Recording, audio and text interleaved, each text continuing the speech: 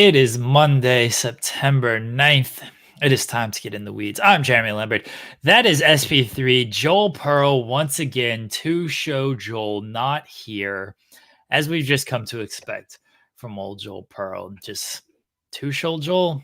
Can't even be here for All Out.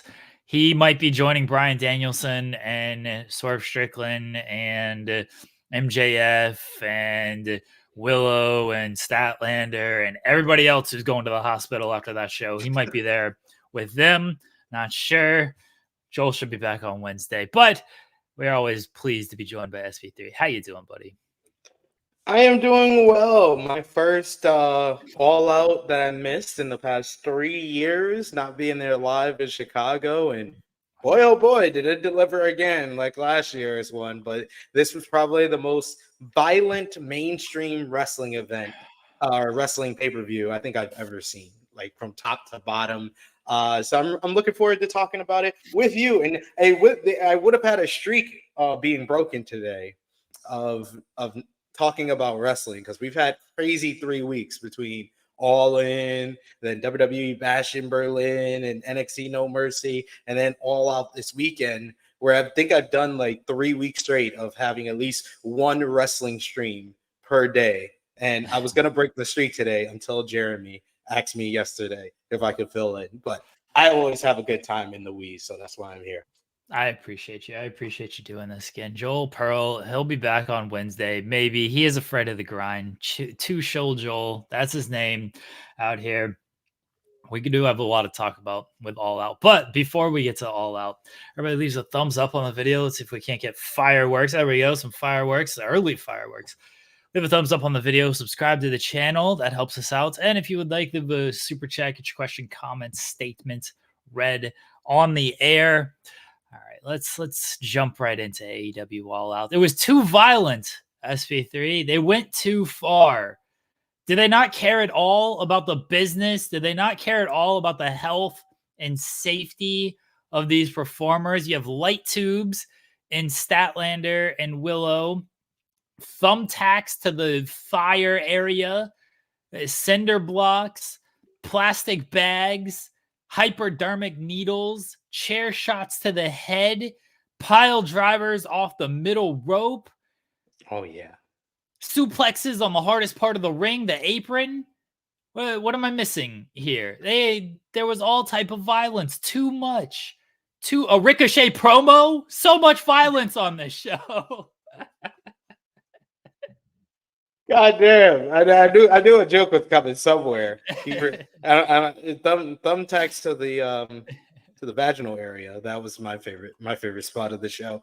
But no, I don't think they went too far. This is the lengths that they had to go to reestablish All Elite Wrestling as the true alternative. It was way too long in 2023, where they went to the route of sports entertaining us, and they weren't a real alternative a lot of times, especially with the better than you baby whole storyline and the backstage skits and whatnot, and very sports entertainment-esque promos and storylines throughout the end of 2023. 2024 has been the whole motto that they said at the end of 2023 for 2024 was they were going to restore the feeling. And the feeling is that AEW was a needed alternative back in 2019. And it's shows like this that are just like, hey, you want to know why AEW is the alternative? Just turn on AEW All Out 2024, because you saw a whole bunch of stuff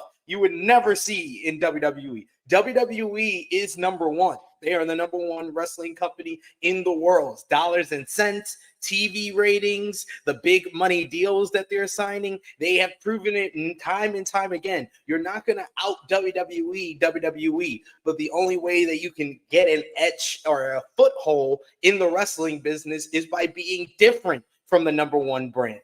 You know, Pepsi and Coke are always talking about each other. They do it with branding and whatnot and stuff like that. With professional wrestling, you got to go to these type of extremes and, also have the storytelling, also have the big moments like your Jon Moxley Claudio Castagnoli and Pac turning on Bryan Danielson. You have to have stuff like that gets people engaged. And I thought that this show, top to bottom, delivered in a big way, because not only was it a great pay-per-view in a vacuum by itself, it did leave you with some stuff to be like, hey, I have to watch on Wednesday for AEW Dynamite to see how they follow up on this.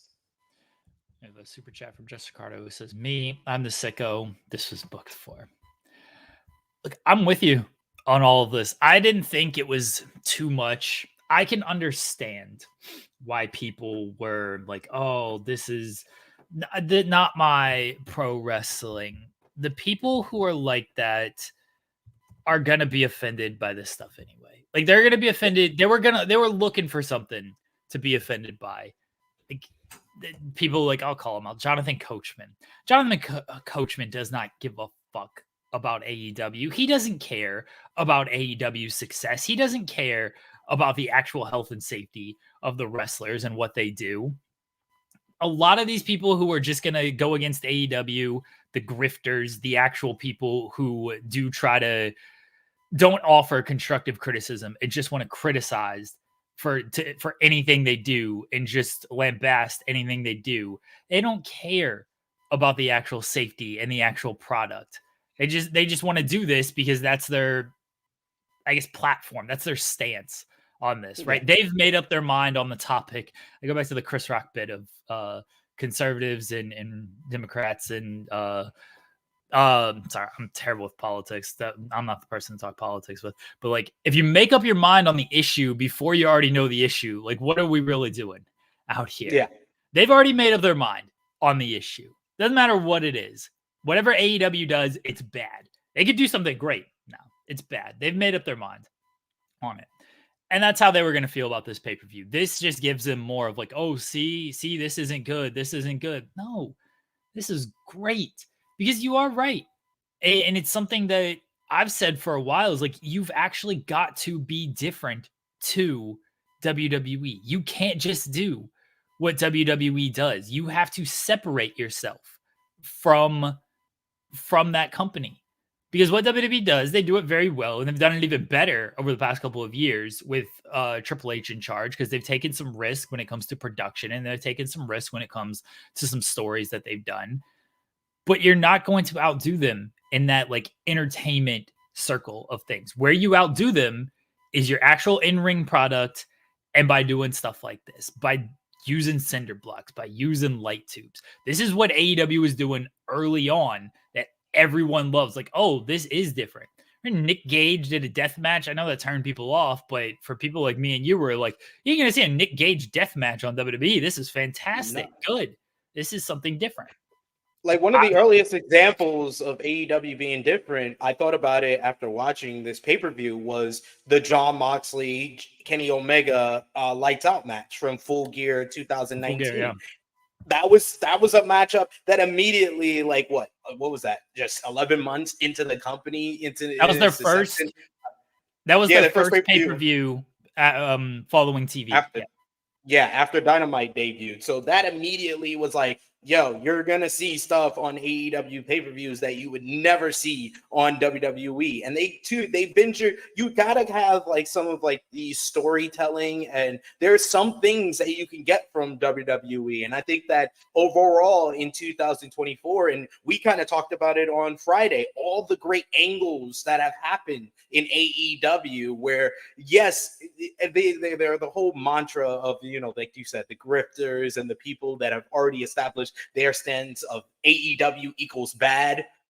AEW has been telling some really good to great stories throughout 2024. And I thought that this pay-per-view told a lot of great stories and previewed and left you with cliffhangers for new stories like the Blackpool Combat Club and their whole fallout. And every time I'm on here, we've talked about it for months, the issues that we've both had with the Blackpool Combat Club. And this was the most interesting thing they have done since the Elite storyline last year. And I know not everybody liked that Elite storyline, so it might be the first interesting thing they've done since their inception of the Blackpool Combat Club in 2022. So, like, you had those great moments. You got the excellent character work of Hangman Adam Page and Swerve Strickland in that main event. And maybe the violence was too much for you, but if you can't appreciate just the storytelling and the character work that these two guys have played throughout their entire year-long storyline, then yeah, you just don't watch it. Don't hate watch. Just don't watch. Don't watch it at all. It's okay. It's okay if AEW is not for you. It's okay if AEW ventures off and gives you too much of an alternative. And I feel like what a lot of people don't talk about is the reasoning, part of the reason, not a big reason, but probably part of the reason why AEW's audience has went down this year is that there was a lot of people that watched AEW from the start because WWE wasn't good and they wanted WWE to be good. They didn't want an alternative. They didn't want an alternative to WWE. They wanted WWE to be good. And now that WWE is good, they are not watching AEW. That is part of the reason why their audience is down. And that's okay. It is okay in professional wrestling if you just are a WWE fan. If you're not a fan of pro wrestling, you just like WWE and what they offer, the production value, the video packages, the big major stars. That is totally fine. But there is no reason then to just bash on an alternative because it's different from what you get in WWE. And I appreciate the fact that we can get a show like AEW All Out. I appreciate that we can get a show like WrestleMania 40 this year. I appreciate, you know me very well, Jeremy. I'm up at, if I was in the US, I would be up at 4 a.m., 3 a.m. And in here in the UK, I'm up at like 8 a.m., 9 a.m. watching New Japan Pro Wrestling, which is straight up just professional wrestling with some angles and some multi-man matches. I can get on Triller TV and I have a Triller Plus account where I can sometimes pop on a GCW show and enjoy that, which is straight up wrestling with some over-the-top death matches and bloodshed and all of that. Pro wrestling is so great because it can give you different stuff. It can give you different feels. If you like the pro wrestling, watch your New Japan. If you like the big over-the-top stars and sports entertainment, watch WWE. If you want a mix of both, that's what AEW is offering right now. It's giving you a kind of a hodgepodge, a smorgasbord of you can get some stellar, high-flying, spectacular in-ring work like Will Ospreay versus Pac. You can get your violent, over-the-top, someone getting injected with drugs like Swerve Strickland versus Hangman Adam Page. Hold on. Let's not say it was drugs. We don't know that. It was a hypodermic needle, and Swerve looked like his mouth was numb. I don't know. I don't know what it was, but I can only this is an assumption, not a report. It looked like drugs to numb the pain when he got a chair cracked over his head. But like, I really enjoy pay-per-views like what we saw on Saturday. First of all, for my good friend Jeremy, and I care about Jeremy, and I think about these things. I think that an 8-match card is just I said this on our True Heat. Like AEW, you need to realize that 8-match cards are y'all back. Two of the best shows of the year was Revolution and this. And what did they have in common? 8-match main cards. Thank you, AEW. That is your back. Even with All In, it just had 9 matches on the main card. Like 8 to 9 matches is y'all back. When y'all give us more than that, that's a little too much. Y'all need to it's okay if y'all want to give us like expanded cards, 10, 11 matches. That's fine every once in a while. But like when you do an 8 to 9 match card, it's been the best shows of the year for me in professional wrestling. People got mad at me when I suggested they cut it down to like, I feel like 7 to 8's that sweet spot. 9's fine. But 1, everything gets a little bit more time. 2, to me, it comes down to a perception thing of these matches feel more important. Now, the only match that I didn't think really felt that important was the tag team match, the tag team title match, because that was kind of thrown together the week leading up. Everything else, I was like, oh, everything's been built. Even though this was technically a 2-week build, they played off the history of stuff, so it felt like way more. than a 2-week build for everything, but everything felt really important on this show. And when you do 13 match cards, you take away time from stuff, and then other stuff just doesn't feel quite as important. And you can put stuff in the you can put stuff on Dynamite and make some Dynamites and some collisions feel more important as well. That's one thing I think WWE has done really well. And they only do 5 or 6 matches on the pay-per-view cards. I know people, the ads and everything, it does become long because of that. I've never suggested AEW fill their shows with ads. All I suggested was cut back on the matches to give them more time and have the perception that, hey, this is the important stuff, and we can put some good stuff on television as a result, because it's not on pay-per-view. Like the pre-show for this felt completely throwaway. I don't know what they were doing with the 0 hour. That 0 hour was the most rampage ass 0 hour I think I've ever. They literally had people that lost on Collision on the 0 hour. Like the Acclaim versus Iron Savages might be the worst AEW pay-per-view match of the year. I will not disparage my guys in the Iron Savages, Jack Jameson. No, they were the good part. They were the good part of this, but it did not seem like the Acclaimed really cared. And I like Anthony. I love Anthony Bowens. I've seen him on the East Coast independent scene. It just felt devoid of any energy. You know, they're not in front of the full audience there, but it just felt like a rampage match that they threw on 0 hour. We need if you're going to give us 4 matches for 0 hour, which I don't even suggest, it shouldn't be that many matches anyway. But if you're going to give us that many, at least give it a little kind of effort. Like, it was just like, oh, you're here? Okay, we're going to throw that on the 0 hour.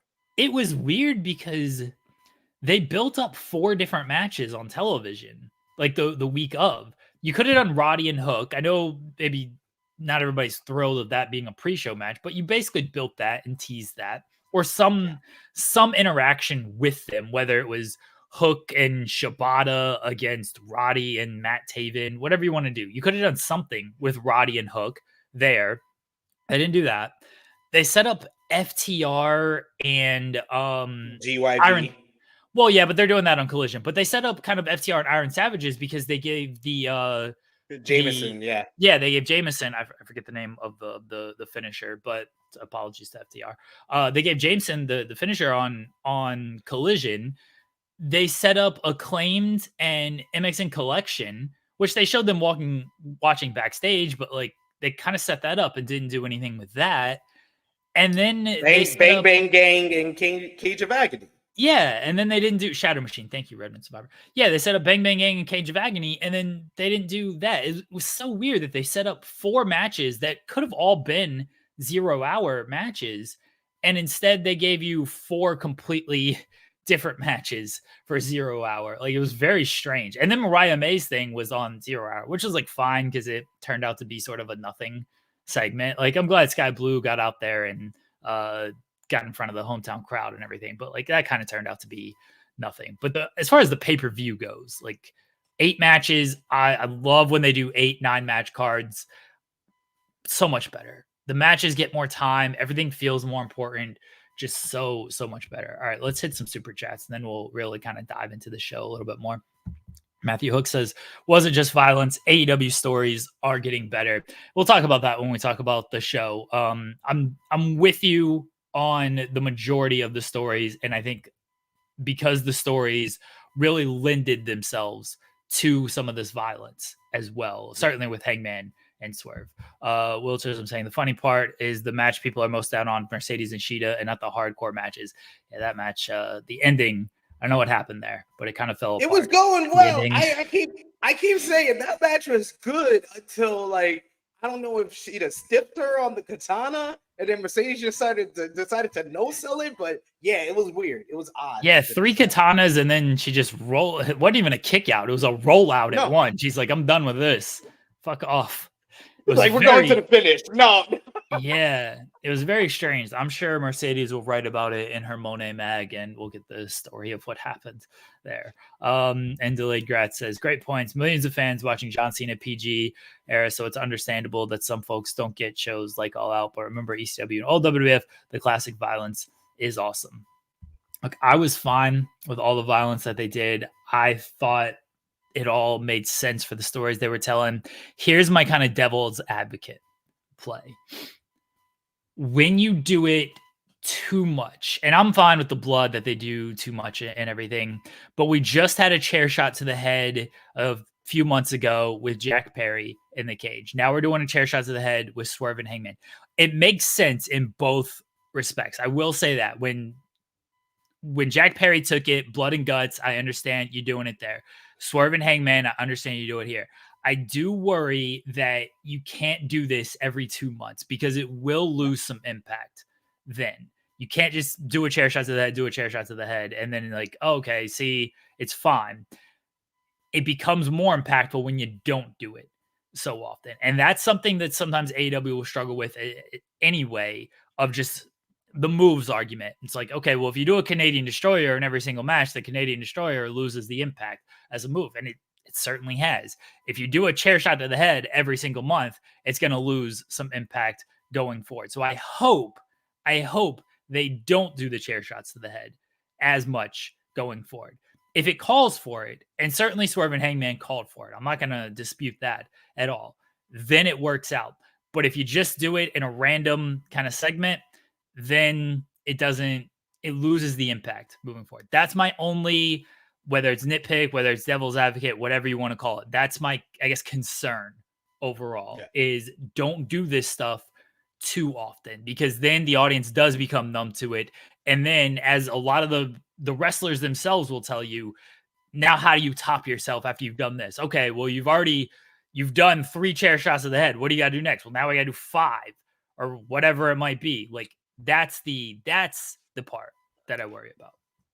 No, I agree with you. They have to kind of be conservative in that part. They can do these type of matches, you could do these type of shows, but you can't do it that often, and then it just loses its impact, and then the fans are numb and they don't react in a big way. Now that we got the chair shot with Jack Perry, and you can tell with the way they shot the one with Hangman and Swerve that they learned from that. They cut the camera like twice when he made impact with Swerve, so they didn't want that much heat on it, and for people to see that maybe it was an edge down chair or not, but it worked effectively here with this one. So now I don't need it for like the rest of the year. I don't need it for the rest of the year. Take a 6-month break from chair shots to the head, so the next time we get it, it's still impactful and it still works in delivering a good reaction from the fans. All right, let's kind of get in the show. Let's start with Swerve and Hangman. Hangman Page wins by knockout because he did hit him with a chair shot to the head after he stuck a hypodermic needle in his mouth and cheek. We had a cinder block. Man, when Swerve was going to the top of the cage and going for that Swerve stomp, I was like, he better not. Did he learn nothing? I was like, don't. Yeah, I was like, don't do it. I honestly thought the more brutal thing, like the chair shot was one thing, and the syringe, like, all right, that was a little. If you're afraid of needles, I understand why you're like, oh, I don't like this at all. I'm not super afraid of needles, so it wasn't a big deal to me. The power bomb on the cinder block is the one where I was like, ew, that looks like it sucks right there. And I love Jim Ross of like, cinder block doesn't care. It didn't break at all. It ain't hurt. That was not a gimmick cinder block, it seemed like, because the gimmick cinder block probably would have broke on the vertebraker. The vertebraker was the one that got me the first spot. That looked bad because like Hangman scraped his back on it. But it feels like that would have been a lot worse if like the back of his neck and bottom or top of his back like connected flat on it. I felt like that would have been a lot worse. Like scraping of the back just didn't look great and probably did hurt. But it felt like that could have been a lot worse. But yeah, the power bomb, because he went so low. That's like lower back. Like, Swerve had trouble walking the next day. Like, I know the guys, the report was that they said they were fine afterwards, but that had to suck taking that bump. Like those were probably the nastiest kind of bumps of the matchup. Everything else was like the Swerve stomp through the table. That was clean. I love that.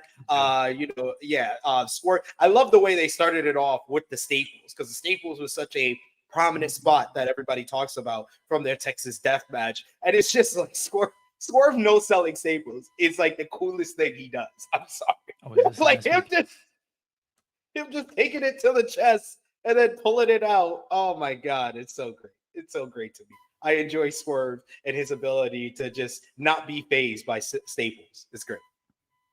Yeah, he did not care at all about those staples, just picking them out. That was fantastic.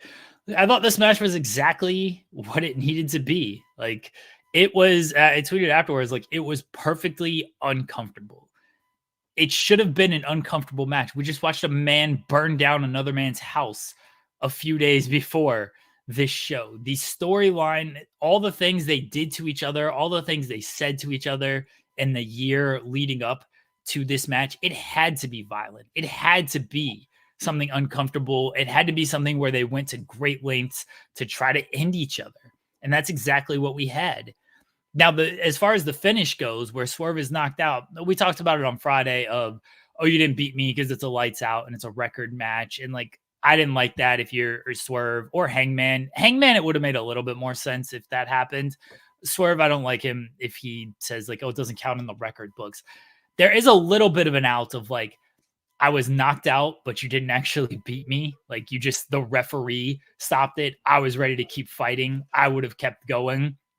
So there's a little bit to it on that, but I don't think that's going to happen at all. I think now they kind of just need to stay away from each other. You move forward. Hangman could be into the world title picture, although the world title picture gets a lot different now with Moxley turning on Danielson, and it looks like that's going to set up something.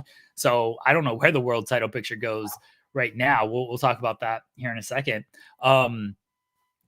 But Hangman seems like he could go there. Swerve, I imagine if he's not off television for a while, he probably won't wrestle for a little bit. I know the report is he's supposed to be taking time off. I think storyline wise, that makes a lot of sense if he is not on TV for the next few weeks. And then once he returns, like he can't just return and everything be back to normal. He's got to return, and I don't know where you go with him off of that. It's not a bad problem to have of like, okay, what do we do with Swerve here? It's just you got to find something different for him coming off of this big, emotional, brutal feud and match. I would like it if we basically have a reversal of roles, because you had the whole thing that happened at Revolution with in storyline Hangman Adam Page being suspended after attacking the referees in the three-way, and then he had to give birth, his wife had to give birth to their second child, had to be at home with the wife, but he was away, and then when he comes back, Swerve is the AEW World Champion. I would like Swerve to take as much time as possible to heal up, get all healed up, but when he returns, Hangman Adam Page is the AEW World Champion. That's what I think, that the reversal of roles, and then you do a long build, because the only thing left for Hangman and Swerve to do is to have a major stadium main event for the AEW World Championship. Because you can't keep doing lights out Texas death matches like this. They went to the extreme and had one of the bloodiest, brutal matches in the Texas death match last year at Full Gear. Then they took it one step further with one of the most violent steel cage matches that had needles, cinder blocks, tables, and everything else in it. They can't keep doing this, because all they're going to do is try to one up that and one up that and one up that. They can have a bloody, physically intense world title match, but that's the only thing left for that feud to happen. For that to happen with this feud, I thought that it should have happened, and we both kind of said that for All In, that should have been the next matchup, the AEW World Championship. But now that you've taken this and went to even further lengths to build up this blood feud and hatred, the only thing left for them to do is for the world title in a main event of a major show. And probably, I would say, like All In Texas next year, that's your main event. That's what you should do. Hangman Adam Page as the world heavyweight champion versus Swerve Strickland, and that's like the big real final blow off. Because even with this matchup and the violence that it showed, it still felt like, even going into the matchup, that this was not going to be the end of this rivalry. This is a forever rivalry. This is like Cam told to Swerve in his interview. This is like Triple H versus The Rock. Like, these guys are going to be connected with each other. They are each other's eternal dance partners. They're like Cena and Edge, Rock and Triple H. Like, they're going to be connected to each other for the rest of their careers. Yeah, and I like your idea of All In main event next year, Swerve and Hangman. It's obviously going to take a while to get there. Hangman wins the title probably early next year, you think? Oh, what does Harlem have to say? What you have to say? Did you like All Out? I do mess. You did mess. That's why your face has cookie on it. I got Peppa Pig muffins and Paw Patrol muffins. And you ate them all? Peppa Pig sucks. He said Peppa Pig sucks. No, Peppa Pig muffins. Pig muffins. She's like, not Peppa Pig. Yeah. Peppa Pig. She said, no, Peppa Pig muffins. Peppa Pig's a jerk. Just a complete asshole. Such a heel. I love Peppa Pig. She's such a heel. Such a heel. Gets mad at her friend for whistling. Vince Plate says they didn't go far enough, or they didn't go too far. They went far enough for the story they wanted to tell. The Unbreakable Center Blocks plus yikes. Yeah, I said the same thing. I was like, that was the most uncomfortable spot to me is the power bomb on the center blocks. I'm with you though that they went as far as they needed to go for the story. So maybe Hangman wins the title. Before this all played out the way it did, I surmised that Hangman should win the title at Wrestle Dream, and then you build to. But I thought Swerve should win this match, and then Hangman. It's somebody who Hangman can't beat. He can't beat Swerve, but he goes on to win the title, and then Swerve, of course, has the thing of like, well, you have that title, but you never beat me, and you build it towards All In next year, and then you have the big showdown. Then that's when Hangman finally gets the big win over Swerve. Now, of course, you're not doing that. But you said, you kind of like adjusted what I said on Friday, where Swerve, if Swerve's the challenger in the challenge position against Hangman, he says, now you gotta pin me or submit me. You can't have the referee stop the matchup like you did in the steel cage. Like, you still haven't pinned me 1, 2, 3 in the middle of the ring. I mean, he probably could have pinned him there. Maybe Swerve would have kicked out. He should have pinned him anyway. Just been like, no, you're not taking this away from me. You're gonna count this pinfall right here. You're not stopping this, and that be the end of this match. Oh no! She threw towels. Came in with a running attack. You're not taking this away from me like that. Yeah. So and shout out to Val. I see Val Capone in the chat. I got to shout her out. One of my favorites. Good to see you. Val. We will see where Hangman and Swerve goes after this. Again, I feel Swerve should be off television for a little bit before. See, the thing is like, he should be, but he's probably going to be on Wrestle Dream considering that's in Washington. It feels like he's not going to miss that. It feels like he's not going to miss that show, but I don't know what he comes back and does is the only thing. Like, I'm trying to think of something for him, and I don't know what it is. It's tough because it's like, where do you go after this? Like, what makes sense after this? I imagine it's somebody coming out and confronting Swerve and basically telling him, hey, you're not the same guy anymore. Like, whether it's you've lost your edge because you're crying because your house got burnt down, you lost the Hangman, you lost your title, whatever it is, it's probably. Yeah, I can see it being like he returns in Tacoma at Wrestle Dream, and my daughter's upset about something. Okay, you just hit me in the head, and Jeremy's frozen. It seems. So Harlem is my co-host here. Swerve returned. I can see Swerve returning at Wrestle Dream, and it's the Hurt Syndicate. MVP, Bobby Lashley, Shelton Benjamin, they debut to attack Swerve Strickland. Because I know it was reported by Russell Pierce. I think Ibu of Russell Pierce said that the Hurt Syndicate may be on their way to AEW. I think that would be the best move, to have a new act come in and immediately take out Swerve, like you said, saying that he's lost his edge.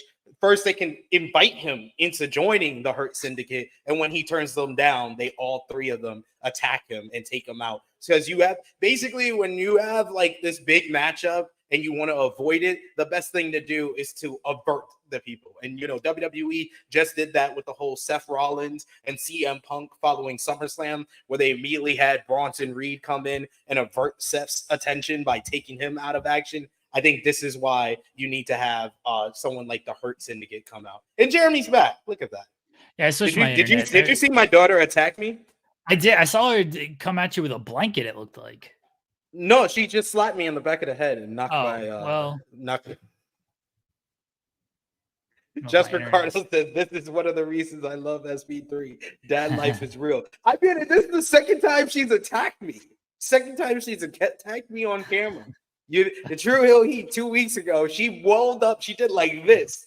And I'm like, don't hit me. And she just popped me right in the head. Hurt Syndicate is an interesting choice. I didn't think about that. It does make some sense. I don't know if it's a good introduction for MVP, Lashley, and Shelton. I do worry that they come in and they take time that maybe isn't necessary on the show. Like I always talk about, is like, okay, if they come in, who are you taking off of the show? And they already got some people that it feels like could be in spots. Like I feel like I'd rather them elevate somebody into a feud with Swerve than, hey, let's just use MVP and Bobby Lashley and Shelton Benjamin. It's not a knock on those three because I think they're all great, but they're also older. Like they're all over in their 40s. I think this is a time where you can actually elevate some type of a different group. And I don't have the group off the top of my head just yet because it seems like a lot of these groups are just kind of thrown together, or they've de-pushed so many people over the course of the past year or so that I'm not sure who it could be, but it feels like I'm sure I could look at the roster. Like maybe this is a spot where you use like a Roosh or someone. Like Roosh comes out and confronts Swerve. I'm not interested in that. Like they have really kind of like positioned Roosh where he's gonna be. There's a few other people that I would say like, yeah, I think with Swerve and Swerve and MJF taking some time off following All Out, I think that this is the time to elevate your Konosuke Takeshita's, to elevate, bring back, to have a Ricky, if you still have him on the contract, a Ricky Starks makes his return and gets a prominent role in a big feud. I want stuff like that to happen instead of like someone where Roosh is not that much younger than the Hurt Syndicate, to be honest with you. Like he's like in his mid-30s, but I think that he is what he is, and he can offer something and be in like the international title feuds, your TNT title feuds, and potentially become a champion there. Whereas Swerve is the type of person that I want to see him feud with guys that you see a future in as a main eventer. I see a Powerhouse Hobbs being mentioned. If Powerhouse Hobbs wants to return and take out he's Swerve, out. That I think that would be the thing to go with. But like Roosh, I like Roosh, but I'm not too into that. I'm all for Hobbs. I feel like he's out a little bit longer than now. I know he's been at shows. He's been getting checkups, which is good, but that was a pretty bad injury, and that was April. It's been 5 months. It feels like maybe he's good enough to at least come back and be on TV, and that is the direction. I'm all for Hobbs. I like Takeshita being here. Like, does Don Callis make an offer to Swerve, and then you do something like that? Like, I'm okay with that. They have ways to go with it. I would just like them to kind of utilize their own roster and elevate some of those guys a little bit more instead of bringing in MVP, Lashley, and Shelton. But then I look at the roster and I'm like, they've either devalued so many of these guys to where it's like, I don't really care if that person gets elevated, or they've middled so many of these guys that I just don't know what you like, where you go with Yeah. some of them.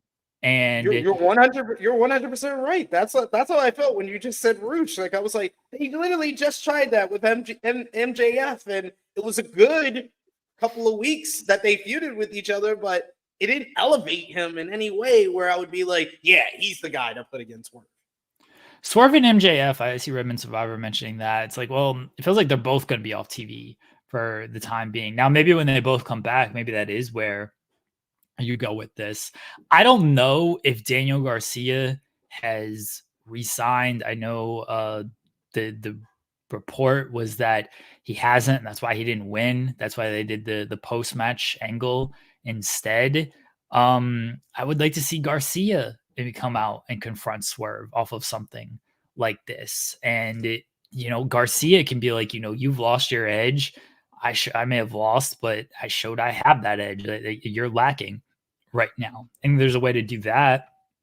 There's options there for guys that are already on the roster. You know what? Put Hologram in that spot.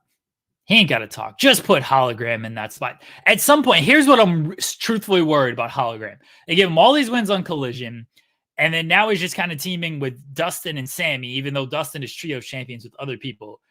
I feel like they're going to wait too long on Hologram, and they're going to miss the boat on what they can actually do with him, because they're going to be so afraid to beat him that they're not going to actually go forward and elevate him. So give him the spot against Swerve and actually elevate this man. I was so disappointed to see Hologram aligned with Sammy Guevara and Dustin Rose. Like, this is what we were talking about with them kind of like identifying people or like pigeonholing people into like, okay, this is a lower card act. And by putting him with Dustin Rose and Sammy Guevara, and his first time on an AEW pay-per-view is on the 0 hour in the second match in a no-nothing matchup that no one's going to remember against the premier athletes. That's not the way to follow up on all the great reactions that he got in the Arlington area. Like, you were doing well when you did put him in tag team matches. He was teaming up with Mystico of CMLL, one of the top stars over there. He was teaming up with Darby Allin, another top star. And then you said, no, we're going to put him with Dustin Rose and Sammy Guevara now that we're not in Arlington. Well, thanks, guys. Thanks. Now I'm gonna see. Now Hologram is closer to Commander than he's ever been since showing up. He feels like he's venturing into Commander territory right now. Like, I don't understand this. And like, so you see someone like a Beast Mortos who didn't get the winning streak that Hologram got. I view him as much higher than Hologram, despite Hologram beating him last month. I view him as higher because he's been put in at least a mid-card position. He's always at he was in the main event of 0 hour. He was in the Continental Contenders Challenge against Konosuke Takeshita, the best match on Collision last week. Like, he even if he's in matches that he's going to lose, he still shows out enough to stand out and remember him. That's why he's my favorite luchador in AEW right now. And like Hologram, you had to be careful. And I agreed with you when we talked before All In. They should have put him in the Casino Gauntlet. See what type of reaction he got in front of your biggest audience of the year. But no, they didn't do that. Now he's stuck with Sammy Guevara and Dustin Rhodes in the Texas Vortex. Another guy, I don't know what his injury status is, but if Jay White can be healthy sooner rather than later, that's a guy who can match up very well with someone like Swerve. So, and they got options. And if it's MVP, Lashley and Shelton Benjamin, okay. Like, that's going to be a good feud. We know all those guys can talk. We know all those guys can go. I don't know how much MVP has left as a wrestler. I know he says he still wants to keep wrestling, but he hasn't wrestled in 2 years. So I just don't know how much he has left there. AEW, he'll be better suited to showcase how much he has left. Lashley's still good. Shelton, he's been doing well on the indies, and Swerve. So I'm not fully mad at that. What do you think is next for Hangman Adam Page? it feels like he might get involved in some of the elite stuff, and not by his own volition, but they basically coax him into it. I don't know if you saw that video where he was very very not remorseful, but he was resigned to what he did, and he looked at the face tunnel and went through the heel tunnel. So it feels like he knows who he is now. And Well, I he think came out through the heel tunnel for the first time before the main event too. yeah, but it still looked like he wanted to go through the face tunnel at the end of the show, and then he went towards the heel tunnel. So maybe he gets involved with the elite stuff. They did kind of set up Hangman and Okada back before All In, when people thought that was going to be the All In match for Hangman before he's in the Casino Gauntlet. It looks like they're setting up Okada and Takeshita moving forward. I don't know if they're gonna. That's one where it's like at some point you got to pull the trigger on Takeshita, and I don't know if they will. So Hangman, I'm more confident than I've ever been that okay, that Takeshita will be the Continental Champion, and he's my odds-on favorite to win the Continental Classic right now, as of right now. Hangman, I think he should go on like a revenge tour and avenge his losses on the way to facing Bryan for the AEW World Championship, which Bryan is another person that he lost to, but one of the key people that he lost to. I think I could see Hangman making his next big impact by costing Darby Allin the AEW World Championship. that makes sense. I think not the issue there, but the thing with that is Moxley's already called out Darby. Darby's just got some enemy. He wants to talk to him. He never said that's his enemy. He put him over. He wants to talk to him. And I think what he wants to talk to him about is that we just set you up to become the AEW World Champion. So how about you join my new group here? That doesn't feel like Darby's going to do that, though.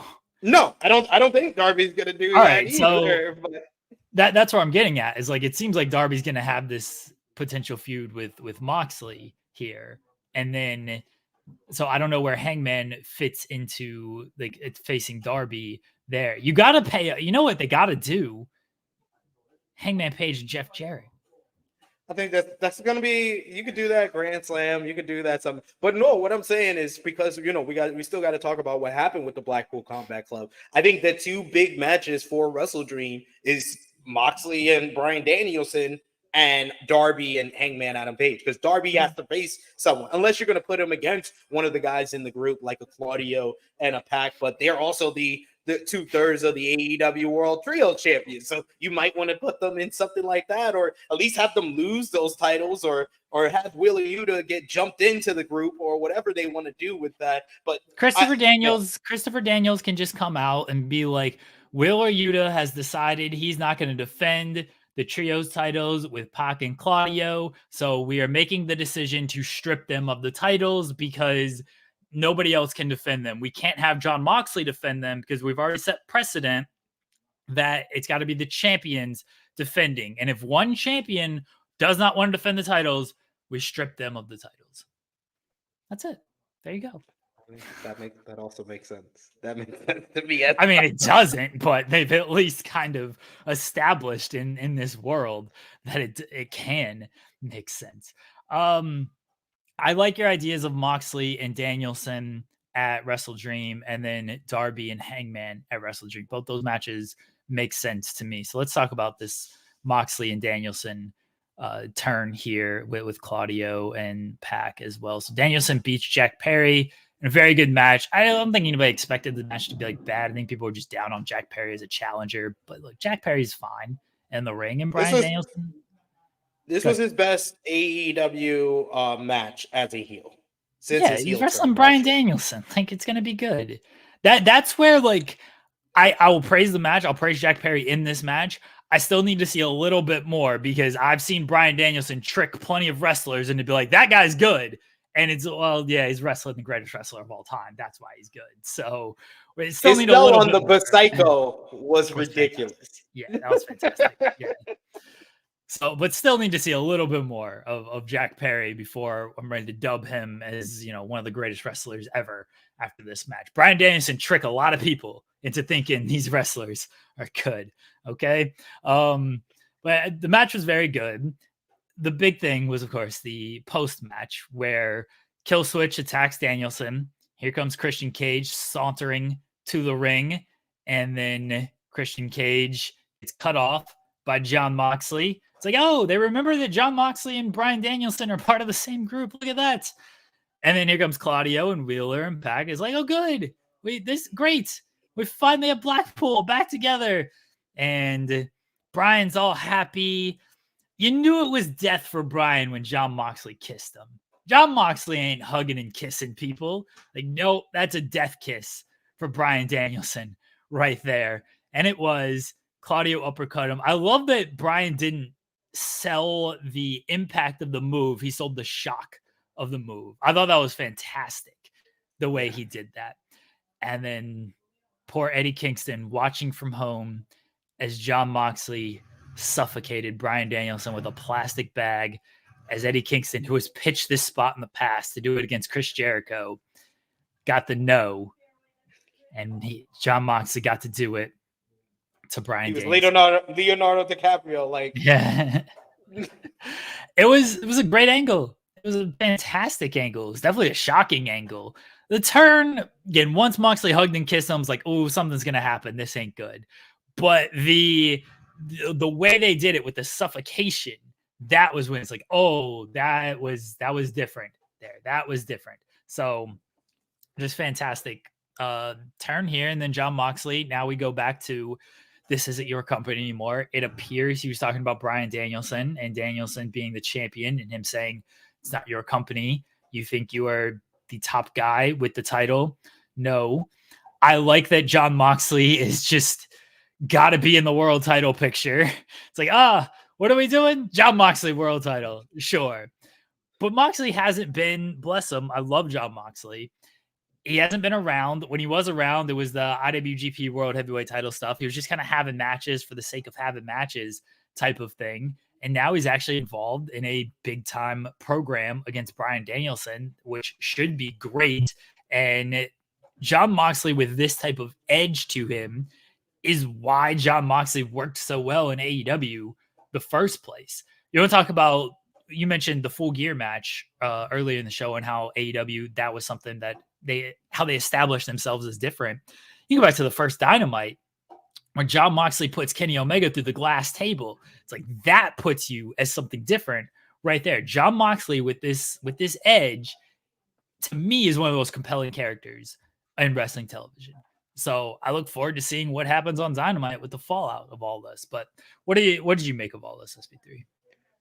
I thought this was an outstanding angle from start to finish. Killswitch coming out and attacking Bryan, it had me immediately get to the edge of my seat, like, oh, is Christian about to cash in? Then you do the little moment with Killswitch staring at Jack Perry, and it was kind of like you were looking like, oh my God, so much has changed with these two guys who used to be AEW World Tag Team Champions, who used to be one of the top babyface acts in the company. Now you got Killswitch, who's basically a servant to Christian Cage, and you got Jack Perry, who's the scapegoat as a part of the Elite. So much has changed between these two guys since then. One is a former TNT champion, one is the current TNT champion. Then Christian coming out all prim and proper with his contract. Moxley showing up is like, oh, immediately when Moxley showed up, I was like, oh, is he about to turn on Bryan? Is he about to turn? Is he blocking Christian? Not because he's protecting his friend, but because he's like, no, he's mine first. He's mine first. Then Claudio, Wheeler, and Pac showing up. I was like, oh, okay, Blackpool Combat Club. And Bryan's all happy doing the yes chant. And like you said, yeah, once he hugs him and kisses him on the forehead, it kind of sealed the deal. And I love that, certain people have like their fan footage, and you can see as he's hugging Bryan, he stares at Claudio and he gives him a nod. And then they raise each other's hands. And I love as they're raising each other's hands, Pac hugs Wheeler Unit. That's another sign. You should have known something wrong. The bastard is hugging somebody. Like, why is Pac hugging anybody? And then Claudio hitting him with the uppercut. Bryan's sell of it was tremendous. Moxley just looking like a vicious killer with a plastic bag and suffocating him. But the one note that you didn't mention, that might have been Wheeler Yuta's greatest performance in a professional wrestling ring. Better than any match he's ever done, because it may have been over the top for some people, but it was like he was watching his father being killed in front of him. Like, he's like, no, what are you doing? No. And just Pac looking stone face and just holding him. It's just so well done. Oh my God, this is one of my favorite angles of the year from AEW. And this was the real thing what I was talking about at the beginning of the show when I said this show set up things that are cliffhangers for you to watch on Wednesday, because you're going to want to know what's the explanation or what's next for this new group of Moxley, Marina Shafir, Claudio Castagnoli, and Pac. As long as, like, I think Big Man Dog said it in the chat, I don't want them to be called the Blackpool Combat Club anymore. They can be whatever you want first, Combat Club, but they can't be the Blackpool Combat Club. Now is the time to break ties with that name, do it something else. They could do something else, something else Combat Club, or they could be a whole different other name. We need to just leave BCC behind, or let Danielson and Yuta have BCC, but I love the things that it sets up. It sets up Moxley versus Bryan Danielson, which has a whole bunch of history now. And the fact that Danielson, that's the one guy in AEW he's never been able to beat despite facing him twice. He is 0-2 against Moxley in AEW. It also sets up Wheeler Yuta in the middle of this whole thing, because yes, he feels like Bryan is like a father figure and has taught him so much since he joined the Blackpool Combat Club, but he is 2/3 of the AEW World Trio Champions. The first AEW title that he has at the company, it's tied to these two guys that just turned on your father figure. I like how this all sets up, and it makes people like a Wheeler Yuta a lot more interesting moving forward. Do you think Yuta's sell was so good because they didn't tell him? Or was he acting? Was he putting on a front for another turn? That's I don't know. It was too good. It was too good. But yeah, it was like he was the only one not in on the plan. But I love the fact, if you notice, no. I'm not saying not in on the plan like altogether. Like, he wasn't clued in. Period. Yeah, he was not clued in. Period. Like, this was Moxley, Danielson, Claudio, Pac knew, because they were the one executing here. But when Pac hugged Yuta, is that when Pac had to basically tell him this is going to happen? And then Yuta just he's reacting in real time. And that would be awesome, because I think one of the best things WWE has done is not cluing Roxanne Perez in on the Jordan Great shit at the Julia debut, because you get more genuine reaction. That if we find out they didn't clue in Wheeler until Pac basically whispers in his ear, like, we're turning on Bryan, just react. That might even give me more pause to give Wheeler more credit, because that's your genuine reaction to seeing all of this. Oh, you got something, kid. You got a lot more than I thought you did, kid. I don't know, not reporting anything. That's just me spitballing, speculating. I thought it was great. I look forward to where this goes. I think it was Redmond Survivor in the chat who said, yeah, you need to not screw around with this angle. It needs to be Moxley opening the show and coming out and declaring war, or Darby opening the show, because he's been the focus of Moxley calling him out to have a chat and everything. So Darby opening the show and being like, hey, what you did to Bryan, I don't stand for that. Like, you want to have a chat? I'm right here. Let's have a chat. That's how I would open Dynamite, is get right into this angle and, have some type of follow-up. One thing I did like at the post-show press conference, which I had spoken about previously on these shows, like, no Renee. I don't need Renee out here acting like she doesn't know what's going on. Maybe she doesn't, but it's a weird position for her to be in, because both times on Dynamite, the first one when Moxley returned and came back and did open the show and did the promo, oh, it's Little Renee. Renee's like, hey, what's going on? I'm here with the conglomeration. And then last week, it was Moxley did his promo after beating people up backstage with Marina, throw to Renee. I don't remember who she was with, but it was like, hey, I'm here with, it's like, wait a second. Your husband is acting all crazy out here. And you're just like, hi guys, it's Renee here. Anyway, we're just moving on. It's like, I don't need her at the post-show press conference sitting up there with RJ and Matt Menard and being like, yeah, so no idea what's happening. Not sure. Things have been fine at home. Anyway, let's talk about the show we just saw. She came in there. She introduced Tony. She's like, a lot has happened tonight. We're going to keep this short and sweet. A woman who has never lied, Renee Paquette, they kept it short and sweet. I love that as well for the press conference. So I was glad that she was not in that position at the press conference. And I don't need her in that position moving forward of let's follow Moxley, him acting this way with some Renee all happy and smiling and acting like no idea what's going on with her husband. It's just a weird spot for her to be in. So I'd open the show with Darby or Mox on Wednesday and follow up on that. It does seem like they're setting up something for Wrestle Dream with Moxley and Danielson. I assume Danielson wins that, but also I'm not positive. I still think Christian walks out of Wrestle Dream as the champion. I think he beats Brian in front of his. By the way, I tweeted this. I don't bring it up here. All In, his kids watching All In. Oh, so happy for their dad. Oh, our dad finally won. This is so cool. This is such a great moment. Look at this. And it's like, hey, let's watch Dad's first title. What the fuck is they doing to my father, suffocating him? Why is Uncle John and Uncle Claudio trying to murder our dad? I hope his kids did not watch All Out. I hope they got clued in to this. They weren't stuck like Real or Yuta watching this here. Because God bless if Brian's like, yeah, watch my first title defense against Jack. This is going to be great. Old Bree's got the gathered around with the family.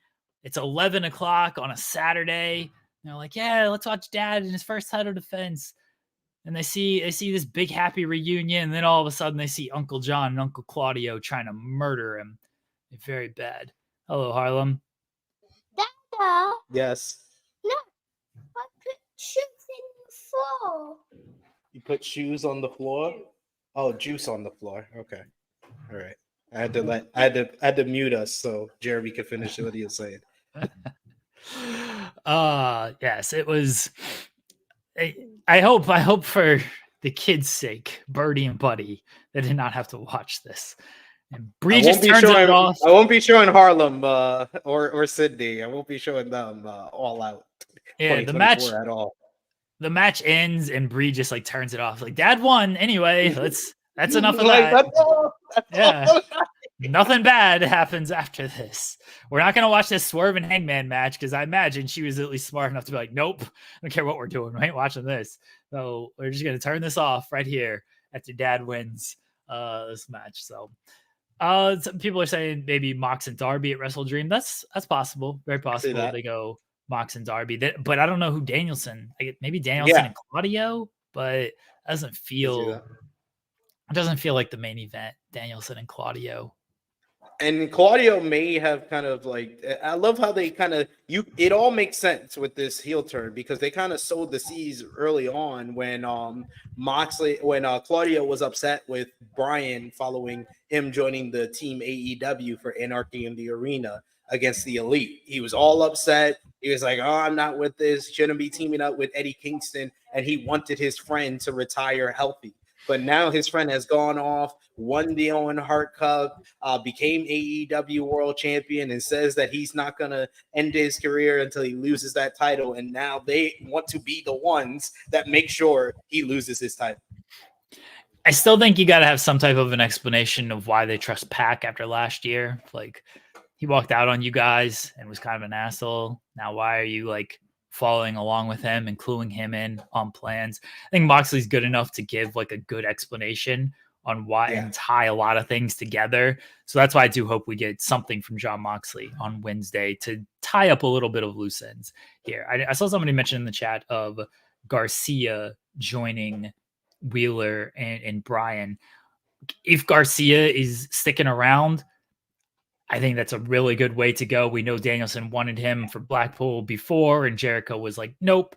So it'd be good to bring that back around with Garcia. It's something that makes some sense, and I'm sure Danielson wants, and it keeps Garcia in a good spot after the MJF stuff because he lost, and I didn't like that he lost. I know he got his heat back and everything, but again, like I said on Friday, some point you keep beating these people too much and people are just going to buy them as losers. And like getting the heat back and doing the pile driver and everything was nice, but if you keep telling me this guy's just going to keep losing all his big matches, which has happened to Garcia, then that's how I'm going to view him, as a guy who just keeps losing big matches. And look, if he's not sticking around, if he hasn't re-signed, I get it. I'm understandable to it. You don't want him to win and then leave. But him taking out MJF in this fashion, if you can't follow up with anything, if he doesn't stick around, doesn't really accomplish anything different than just him winning. So it seems like he's going to stick around based on what they did. And if that's the case, I would have just had him win.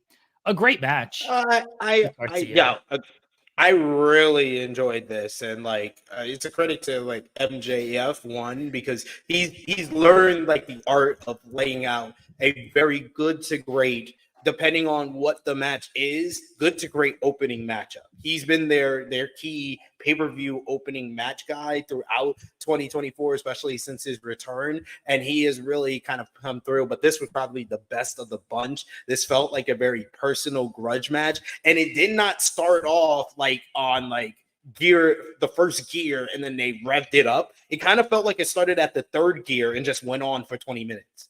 Like the third gear was on for 20 minutes, and they just had a very physically intense matchup, high impact moves. If you could feel the hatred between the two guys, with MJF biting his head and drawing blood, Garcia trying to go for the avalanche power driver, MJF trying to go for the avalanche power driver.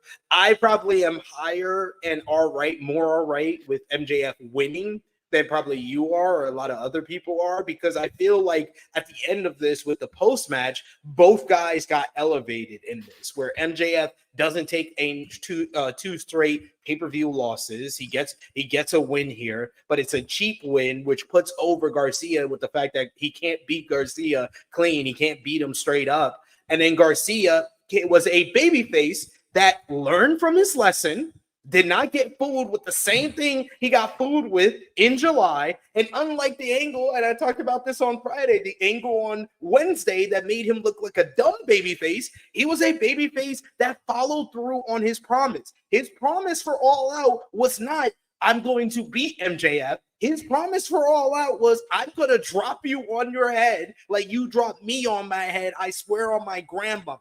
He followed through with the promise to his grandmother, to his mother. He followed through on that. He never said, like he did at Beach Break the last time they were in Chicago, I'm dedicating this win to win the AEW International Championship to my mother. And then you let your mother down by losing that matchup. No, he said, no, I'm not worried about winning the match. I'm worried about ruining your life, dropping you on your head, and he came through. So I felt like both guys came out of this with something, a lot more than just Garcia beating MJF. And I know there's the argument that a lot of people say, well, MJF's Teflon. He could take losses and whatnot. You don't want to beat too many of your top guys too many times.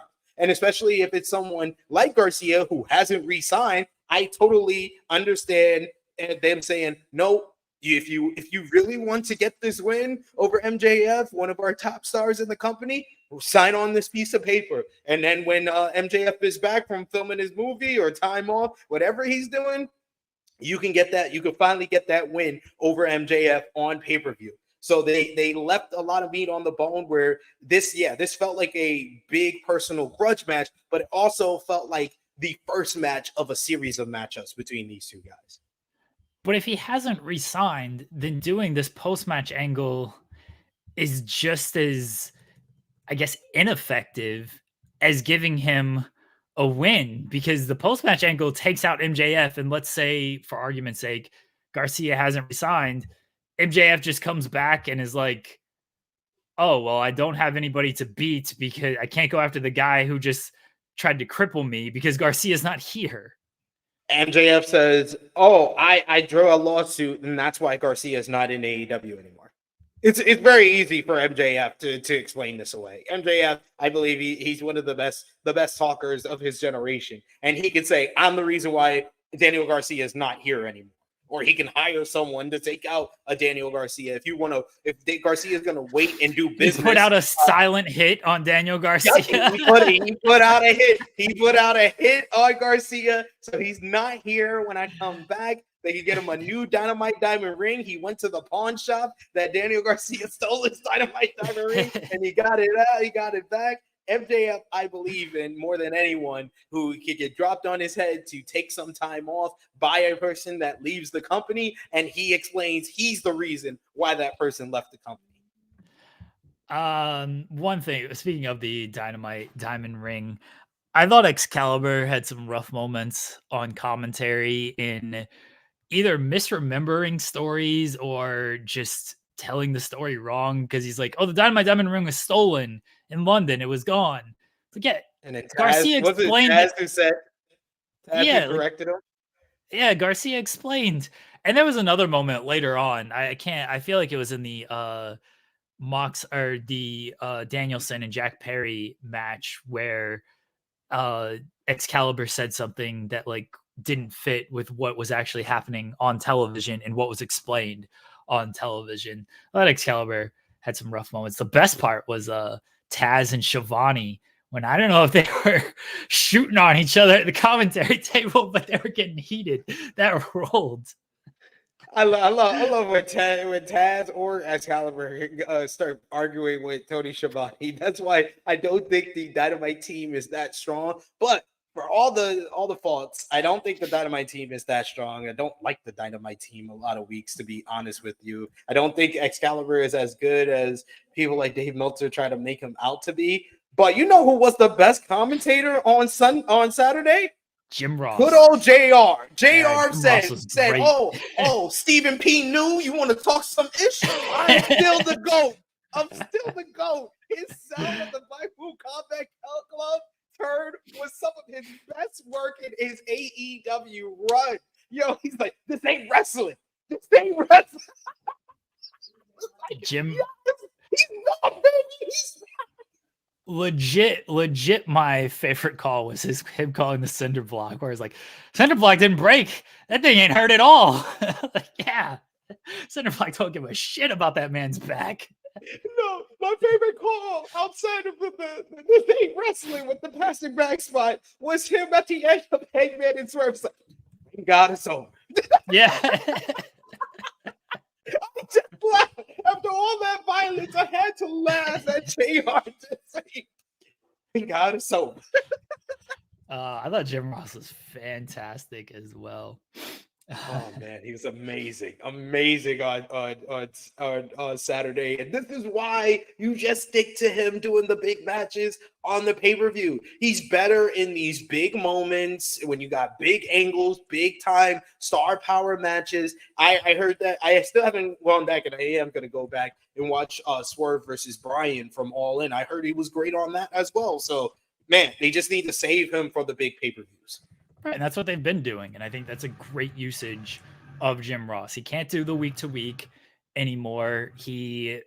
It's above him at this point, which is understandable given the man's age and health issues. Like, it's very understandable that he can't just do week to week. But if he has something where he has one or two matches, he can do his prep work, he can sink his teeth into it, because he obviously cares about these big matches too. Like, we all heard him during the early days when it was matches that he just didn't care about with wrestlers that he didn't care about, and just like, what do you do that for? What's he trying to do this move for and everything? Like, all right, it took away from a lot of these guys, and people would get on Twitter and complain about him. Wrestlers would get on Twitter and complain about him.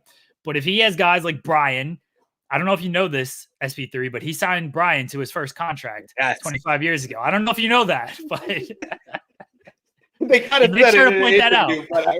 And he says it on every commentary. Every single time. I love it. So like when he has guys like Brian, who he clearly likes, when he has guys like Hangman, who he clearly likes, like he's clearly a favorite of a guy like Hangman. When he has these guys that he likes and he can call their matches, he elevates these matches because he's still good in that kind of big fight setting. So I think it's a good, very good use of Jim Ross. So yeah. Honestly, I think that I like Tony Schiavone more on Collision with him and Nigel than I do with him being the third guy on Dynamite. Like if you really want to give like these commentary teams like a stronger push, might be time to put like I would put honestly Tony Schiavone and Nigel on Dynamite and Excalibur and Taz on Collision. That's what I would do. But I know that they want to keep Excalibur on Dynamite. They want him to be like the main voice on Dynamite. But I feel like if you switch things up a bit, I think the commentary would be stronger on Dynamite with Tony Schiavone and Nigel on the call. And Nigel was great on Saturday as well.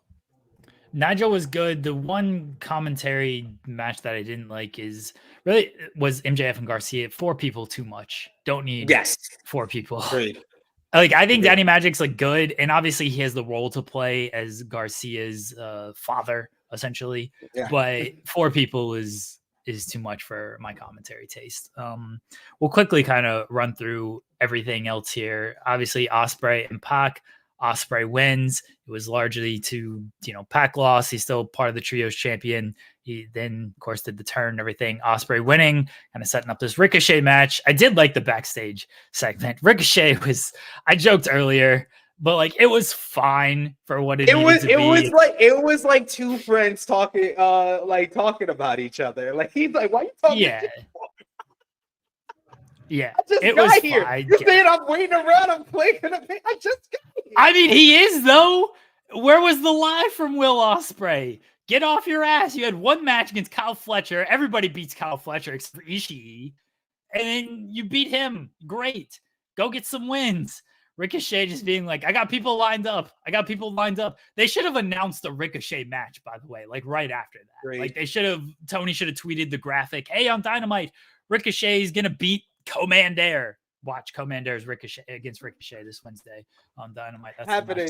Or him versus Beast Mortos. Put him against Beast Mortos. That's here's my legitimate picks for Ricochet on Wednesday. Commander's definitely one. Brian Cage is the other. Get ready, folks. Ricochet and Brian Cage. Jimmy Macaram on AEW, he said that should have been Ricochet's first opponent. It shouldn't have been Kyle Fletcher because Kyle Fletcher is too similar, like in kind of like his build and look. He's bigger than him, but he does kind of like the fast-paced kind of offense that Ricochet does. Ricochet should have faced like a guy that can be like a base for all his stuff, like a Brian Cage, and can also still move a bit. So Brian Cage, I think that's a good shout. I absolutely love this Will Ospreay versus Pac match, but like it might have been Pac's best match of his career because it felt more like a Pac match than it did an Ospreay match in a lot of ways. Like I think that this just the way that Pac he was just showing off and why, and I think this was Excalibur's best work on commentary during this particular matchup. And it makes sense because this is more akin to what Excalibur started off as a commentator as. This was very much like a PWG style matchup where 2 guys just go out there and show their entire arsenal and just have an absolute banger. And yes, I love Redman Survivor. I love Pac versus Kenny Omega, and I think it's still top 10 Dynamite match of all time. But this was better. This was just better.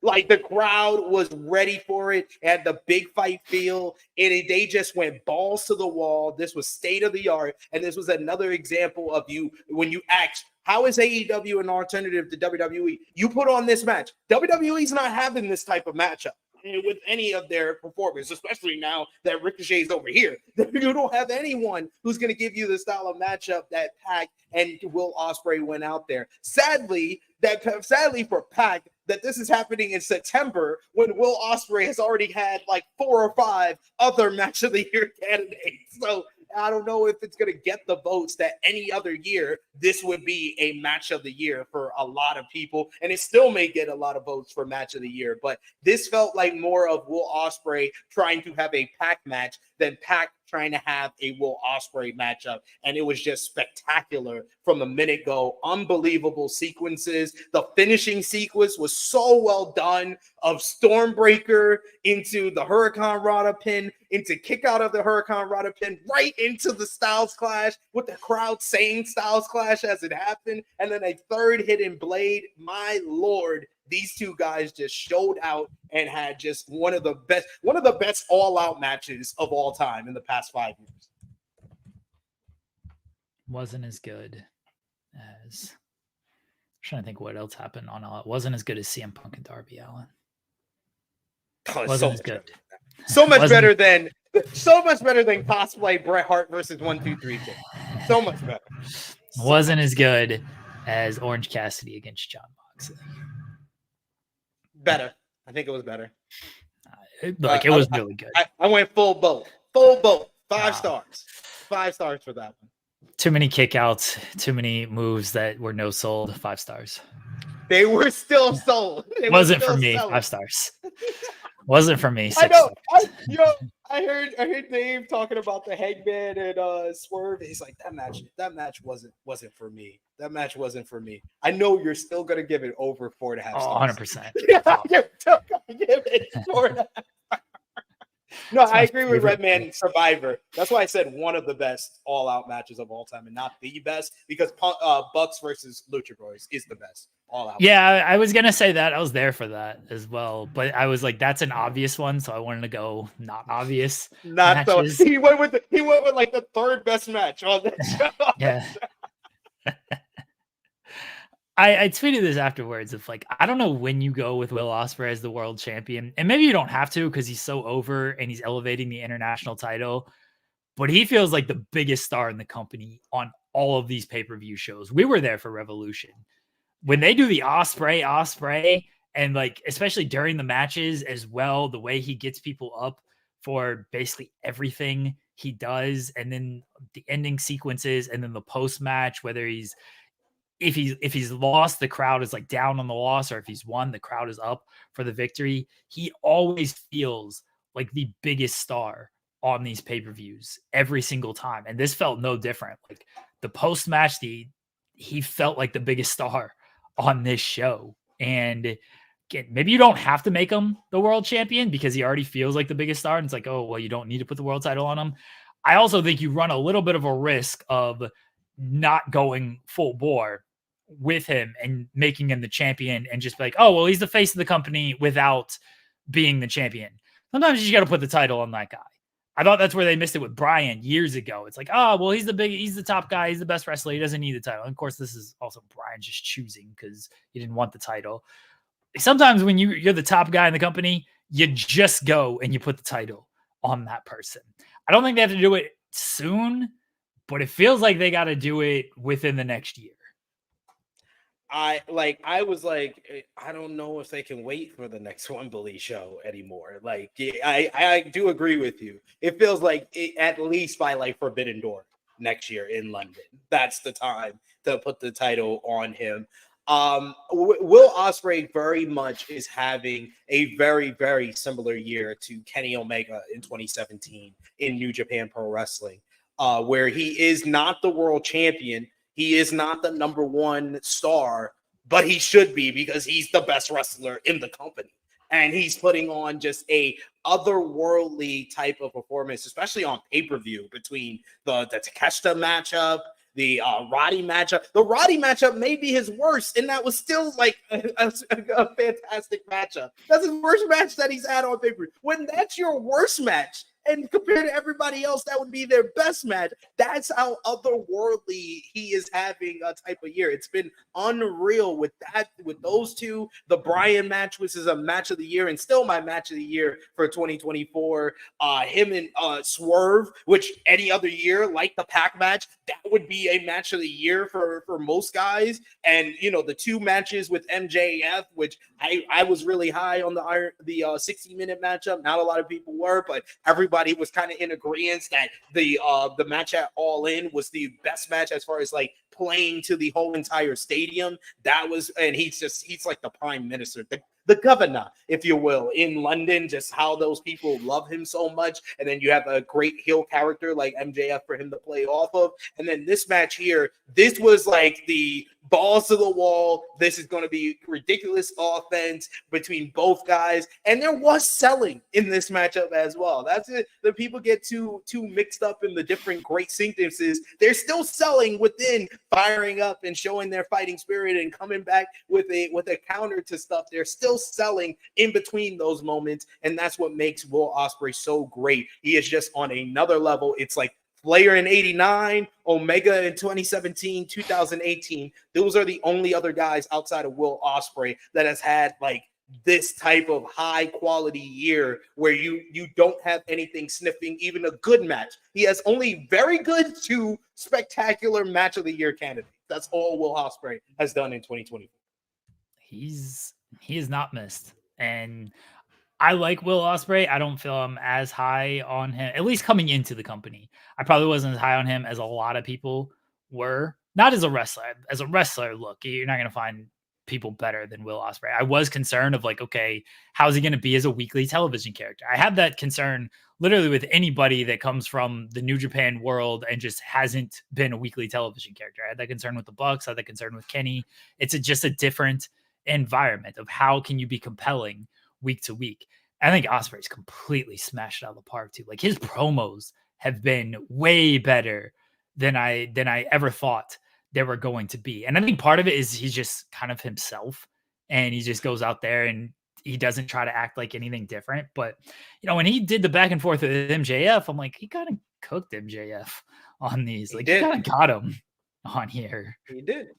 Yeah. He's top 5 on the mic. He's got a great character, and he's very relatable. And he's like an everyday guy, but he's still one of the best wrestlers that you'll ever see in your life at the same time. I love his promo on Collision to end Collision, where he's talking about chasing Pac and like this is who I was, and like no, now I'm above you. Like I thought that was great. He is a fantastic just character overall, on top of being a fantastic performer and wrestler. And again, I don't know when you got to go and put the world title on this guy. Maybe you don't have to, but it feels like you can't miss the boat on this kind of stuff and wait too long sometimes. In AEW, especially when it's on Bryan Danielson right now. So like, I ain't going to complain about it being on Bryan Danielson, but when it goes off of Bryan Danielson and it goes to somebody else, then it's like, all right, well, we're the best wrestler. Who's the best wrestler? It's going to be Will Ospreay. So we shall see if they decide to go and make him the world champion. Doesn't feel like it's going to be that long though. Feels like it's his for the taking whenever they decide to go there. And it'd be the right call because he's super hot right now. Chris Statlander and Willow. I said it on Friday. I was concerned of, this might be lost in the aftermath because of what they're going to do later on in the show. And to some extent, it was because of what they did later on the show. But in other cases, like they made this their own and it wasn't lost at all because you had the spot, like the thumbtacks to the groinal area, and you had the light tubes, which I thought I'm not the biggest fan of light tubes, but if you use them like this, like completely fine with it. They made this their own type of street fight, their own type of unsanctioned fight. It was not sanctioned by CMLL that stood out and was different. It wasn't, while Swerve and Hangman was, of course, the big rivalry and the big, like, uncomfortable part. This was obviously a big rivalry. It didn't veer into that uncomfortable level. It was like, this is a very fun street fight between these women who don't like each other, which was good. And I thought it stood out in its own way. This was the best women's match in North America this year. That's how high I am on this matchup. This matchup was put in the worst possible position on the card. They had to follow a Will Ospreay matchup. Well, we just saw what happened with the two biggest stars that they've signed to the AEW Women's Division in Mercedes Moné and Dr. Britt Baker DMD. They could not follow a Will Ospreay matchup at All In Wembley Stadium. But these women were put in that position after Pac and Will Ospreay had one of the most sensational matches of the year for All Elite Wrestling.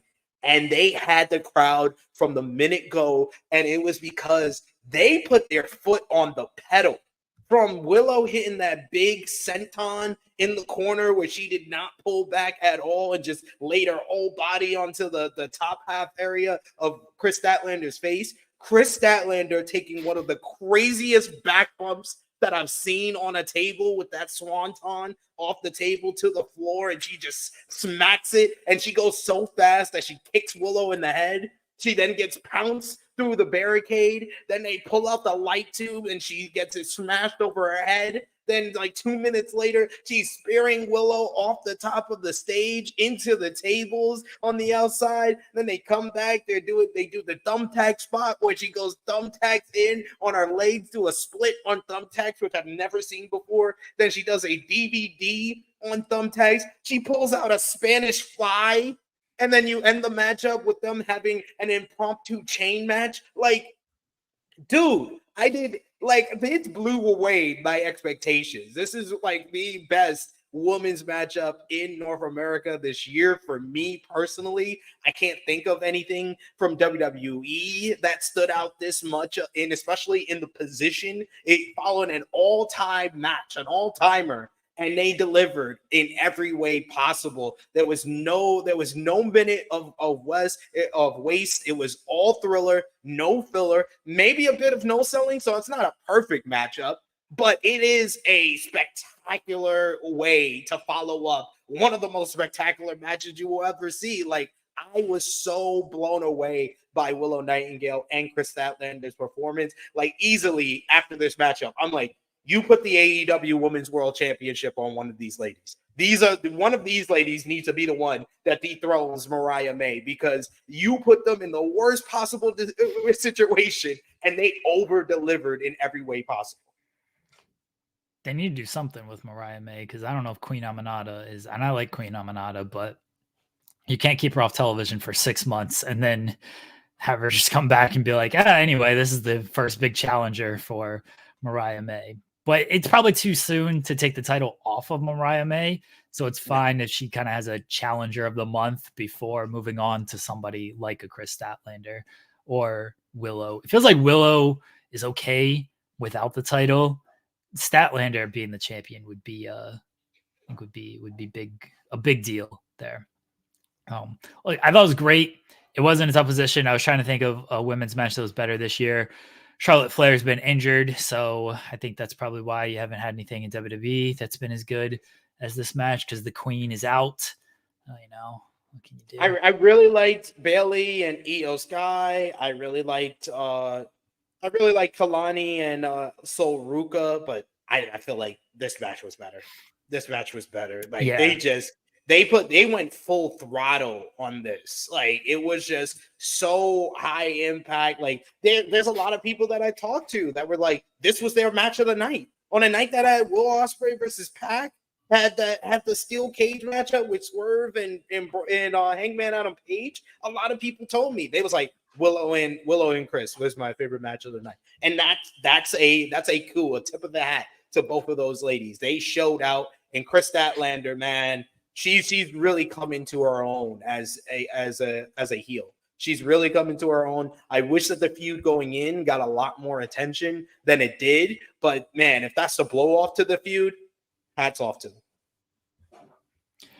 them. Anything you want to talk about with the tag team title match or the women's TBS title match?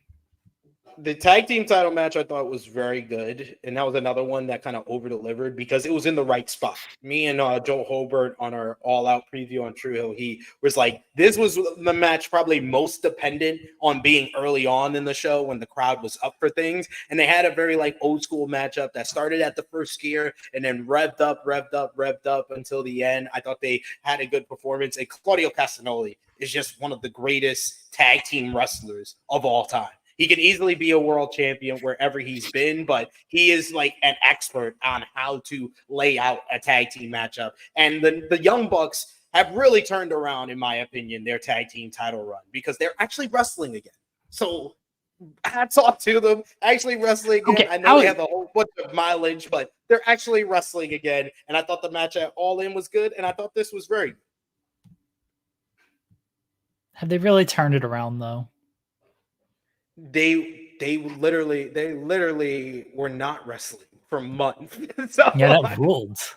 so them wrestling has been better. It's been better. It feels like to me their tag team title run is on a better path than the path that they were going on. They were going What do in they reverse. do?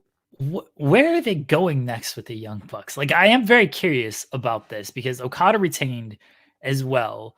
The group they were kind of feuding with is now split. So you're not going back to that feud because I don't think Moxley and Claudio care about going after the Elite right now. So who is it? The Don Callis family against the Elite? That kind of sucks.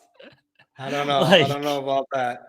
I think Okada needs to be separate. Like he could still be in the elite, but you need to build him with separate, especially if you have someone like a Swerve and MJF taking time off. I would like Okada to be pushed more into the forefront, whether it's having matches or being this character that he's been playing, but build him more as like the crown jewel of the elite, the guy that always delivers for them, doesn't lose like Jack Perry does. He always delivers for the elite. They need to push him more into the forefront. I thought that match was a bunch of fun because it could have easily choked underneath the following the Will Ospreay Pac matchup and the Willow and Statlander matchup, but I thought they had a very fun matchup, and a lot of that is down to Mark Briscoe's one of my favorite performers in the business. So anything he does, I'm going to be into. And Orange Cassidy always over delivers on pay-per-view. This is who I would go with against the Elite, by the way, is the conglomeration, because sadly it looks like they're going to be stuck against Jericho. But like, I think conglomeration makes a lot of sense considering Mark Briscoe was in the Blood and Guts match. He delivered the chair shot to Jack Perry, so it would make some sense for Mark to be part of that. Orange Cassidy was part of this match with Okada. Kyle O'Reilly, you can always heat up kind of quickly. I think that would be the direction against the Elite, but I don't like it seems pretty obvious they're going with the Jericho stuff. He stole the man's backpack and everything. So it seems he's like holding the backpack hostage. Yeah. I don't know what they're going with the Elite after this. Like I'm trying to think of the babyface roster. Swerve would make some sense if he wasn't possibly going to be out for a brief time. Like Swerve would definitely make some sense because again, you can go back to the Blood and Guts cage match on that. Hangman, unless this is a way to turn Hangman back and make him the top baby face coming out of all of this is this was a possibility there where they try to like, see, you are an asshole, you are one of us, let us help you. And then Hangman is wrestling with his emotions.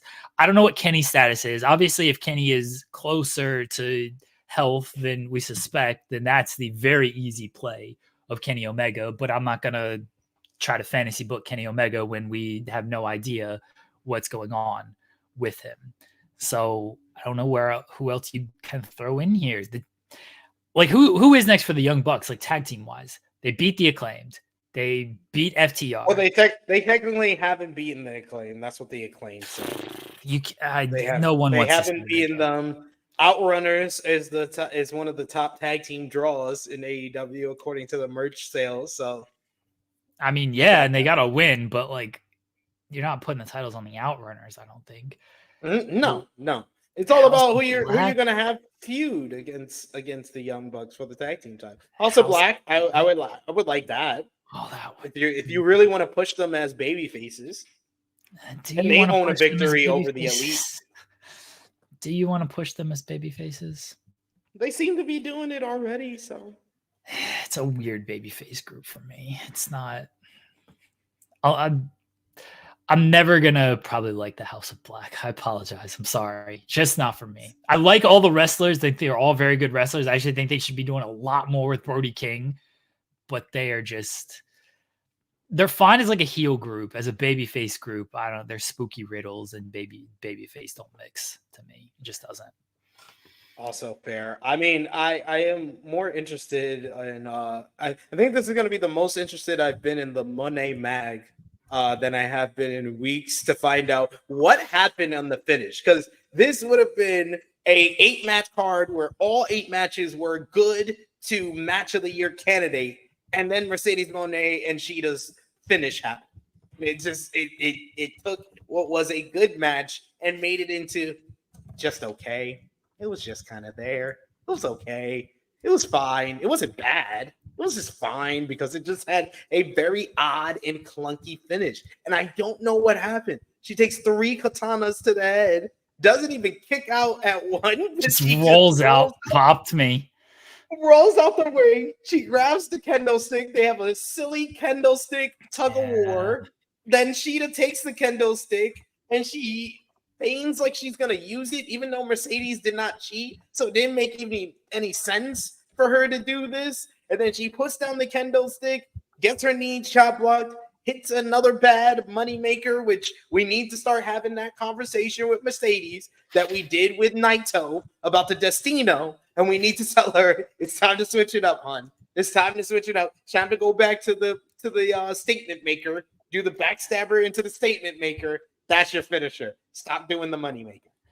This match, like I had hopes for this match because their match on Dynamite a few weeks ago was good, and Mercedes against Momo was very good, and so I was like, oh, okay, this will be a good Mercedes match. And Shida typically doesn't miss. It was a weird dynamic though to start with because the Camille stuff and like banning her from ringside, like on one hand makes sense, but like she beat Britt at All In when Camille got rejected from ringside. So it's not like Camille is like this big factor of, oh, she's helping Mercedes win these matches.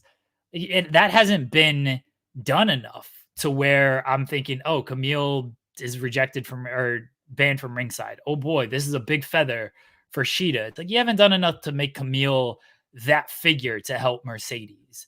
Mercedes is just a good wrestler who still wins, who doesn't really cheat or anything, and isn't like this.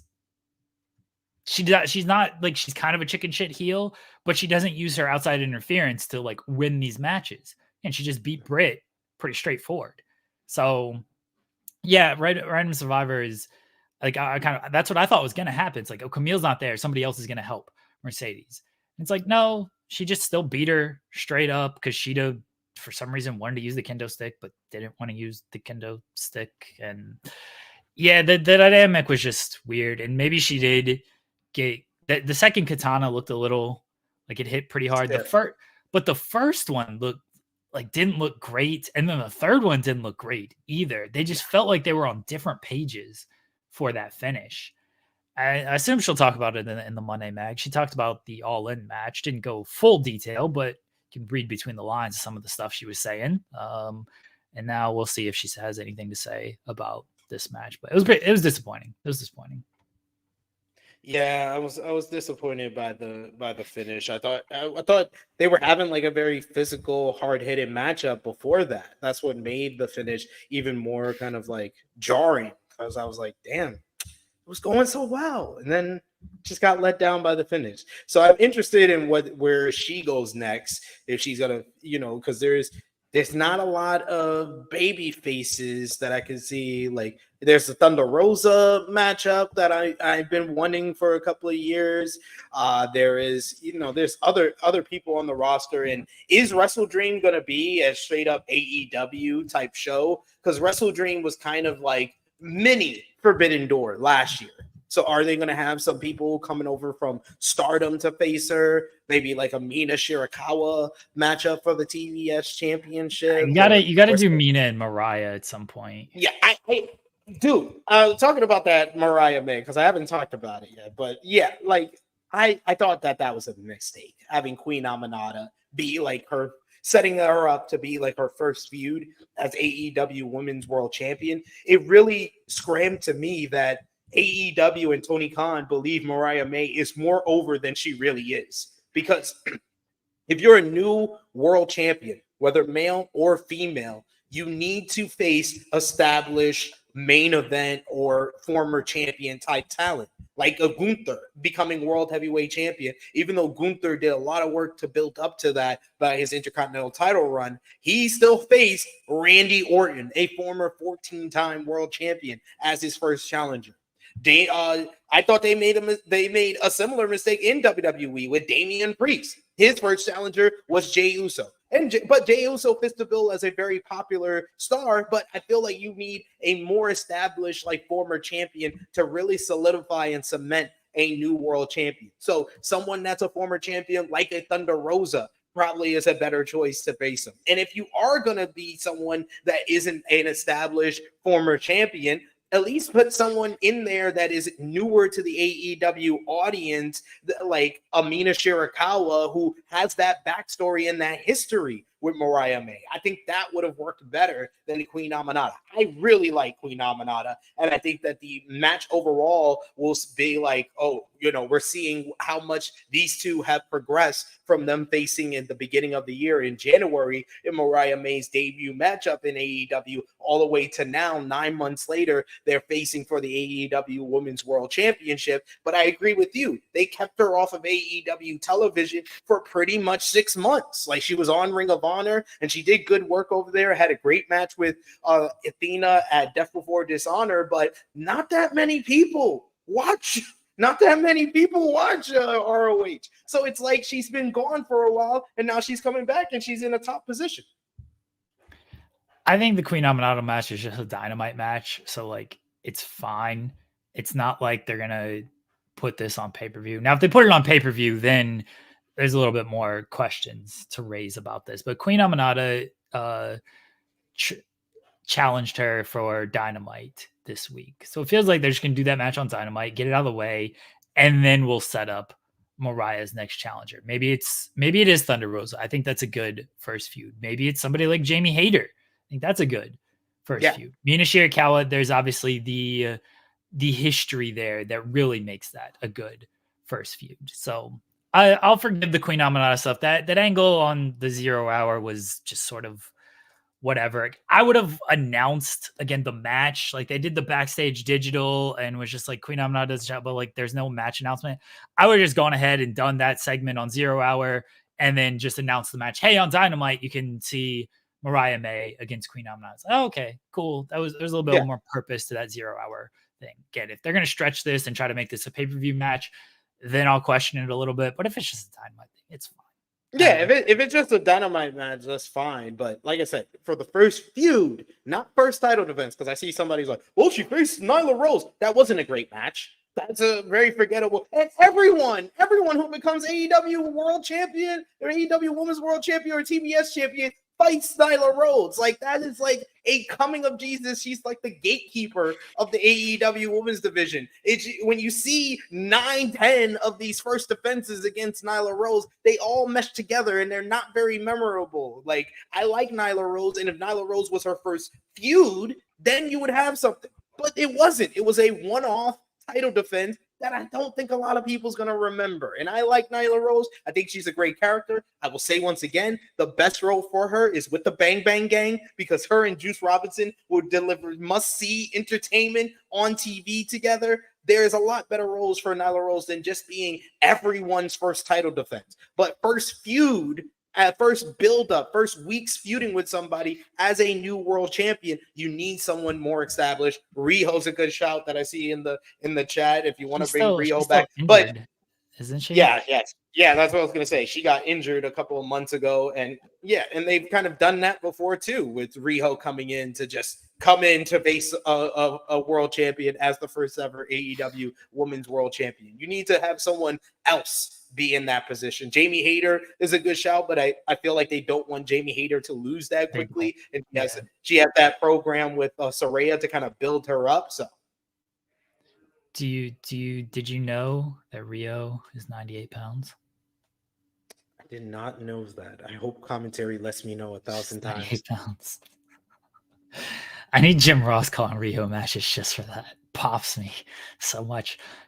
It's right here on the sheet in front of me. What do you want me to do? Fuck. She's 98 pounds, damn it.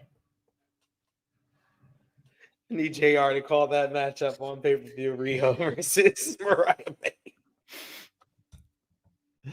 Overall, AEW All Out, a fantastic pay-per-view that made people uncomfortable, and too bad. I hope people get offended by the title of this video. It's like, dude, what do you mean did they go too far? I don't know. Watch the whole show or don't. That's fine. No, you do great. You and Joel do great jobs with your titles. Where Trolling, it's got the baiting. question mark. No, it's got the question mark. I did the same thing with my All Out review on Trio Heat. It said, Hangman Swerve go too far? Question. Gotta have the question mark. Gotta have the question mark. That was great. Where's Zarian talk about these AEW Shockwave to Fox rumors? I don't know. How much insight do you want? Zarian text me all this insight here. I don't know if anybody's heard about this, but yes, I like that Tony was asked about these Shockwave rumors, and he's like, AEW is going to send a Shockwave through the wrestling world. It's like, all right. You did to promote more. I was like, oh my God, Tony, you're ridiculous. But I find it interesting, the rumor that they're thinking of that being a show that they can shop to somewhere outside of Warner Brothers Discovery. Because I've been saying it since the negotiation window ended that you are not doing your due diligence unless you see what type of value AEW has outside of Warner's. So I don't know too much, but it seems like it's going to be a Fox Sports thing or that new streaming service that Fox is doing with, I think Warner Brothers Discovery is part of that. So it seems like it could be something there. I don't know what Shockwave's going to be. I don't know if it's a live show. I don't know if it's an extra hour on top of Rampage and Collision and Dynamite. Might be a recap show. I have no idea what Shockwave actually is and don't know if it's going to get picked up as well. Like, no idea. But I do think it is smart to try to get AEW on a different platform if possible, because it seems like Tony's not put pen to paper, as he said as much, but it seems like Rampage, Collision, Dynamite are all going to stay on the TBS, TNT networks. So how do you expand the growth of AEW in other ways? Well, get a different show on a different network. So I think that's a smart move by them if they can get a show like Shockwave and get it on Fox Sports. Now, if it is going to be another live show, one, I don't know how the taping schedule works, and not live necessarily, and like it's going to be live, but it's going to be a live wrestling show. Hopefully, people understand what I mean by that. How is that going to work? Is it just going to be Rampage light? Like, people already have issues with Rampage and how meaningless it feels. Like, so if it's just going to be Rampage light, it's like, how much is that really going to help the growth of AEW? If it is going to be, hey, maybe you do a couple matches, but the rest is just sort of recap video, build towards Dynamite and things like that, I think that's a good use of it. It might not do too many viewers, but being on another network, if it helps build Dynamite and Collision, I think there's a useful spot for a show like that, especially if it's on a different network. And so people who aren't watching on TNT and TBS might stumble across it on Fox Sports, especially if it follows a college football game. It's like, hey, AEW after college football, and it's like, wait a second, this is a weekly show I can watch on Dynamite and TBS, or I can watch on TBS and TNT, and then you again attract viewers through that way. I think there's a spot for it. It just depends on what it is and how it's marketed and what the time slot is going to be. What's it going to follow or lead into? It sounds like if it's something like that, like what you're describing, like video packages and build for Dynamite and Collision and the pay-per-views, it sounds like it would be like AEW's version of Live Wire, which is one of my low-key, one of my favorite WWE shows ever. I used to love watching that Saturday morning, getting a recap of what happened on Monday Night Raw, and then build for the next Monday Night Raw. That's what used to be the main show, where they be in the big production truck, and you'll have Todd Pettengill telling you about the major stories. Sometimes they would have a big announcement for a pay-per-view matchup on the show. We would have one of the wrestlers come through and do an interview with Todd Pettengill in the production trunk. Vix would be there some weeks. Vince Russo would be there other weeks. She made this. You made this for the people and for Jeremy? Oh, look at that. Look at that. It's in the Weeds cupcake. But yeah, if it's something like that we're envisioning here, I like that. I like that a lot. Like Tony Schiavone in the production truck, hyping up the big major shows. That would be good. We shall see. We shall see if it comes to fruition. We'll see what it means. Again, Tony wasn't given anything. People are talking about the press conference. I love that it was like an hour ruled. I said it before the press conference started of like, this could be pretty short because typically they have the winners up there, right? They typically don't have the losers come in and do the press conference. Well, you look at the winners, MJF got taken out. So he wasn't going to be at the press conference. Hangman doesn't really fit his character to show up to this press conference and then answer a bunch of media questions. Danielson got taken out. Mercedes, I thought could make some sense, but she would probably just play a bunch of character and like keep it relatively short because she would just laugh off questions.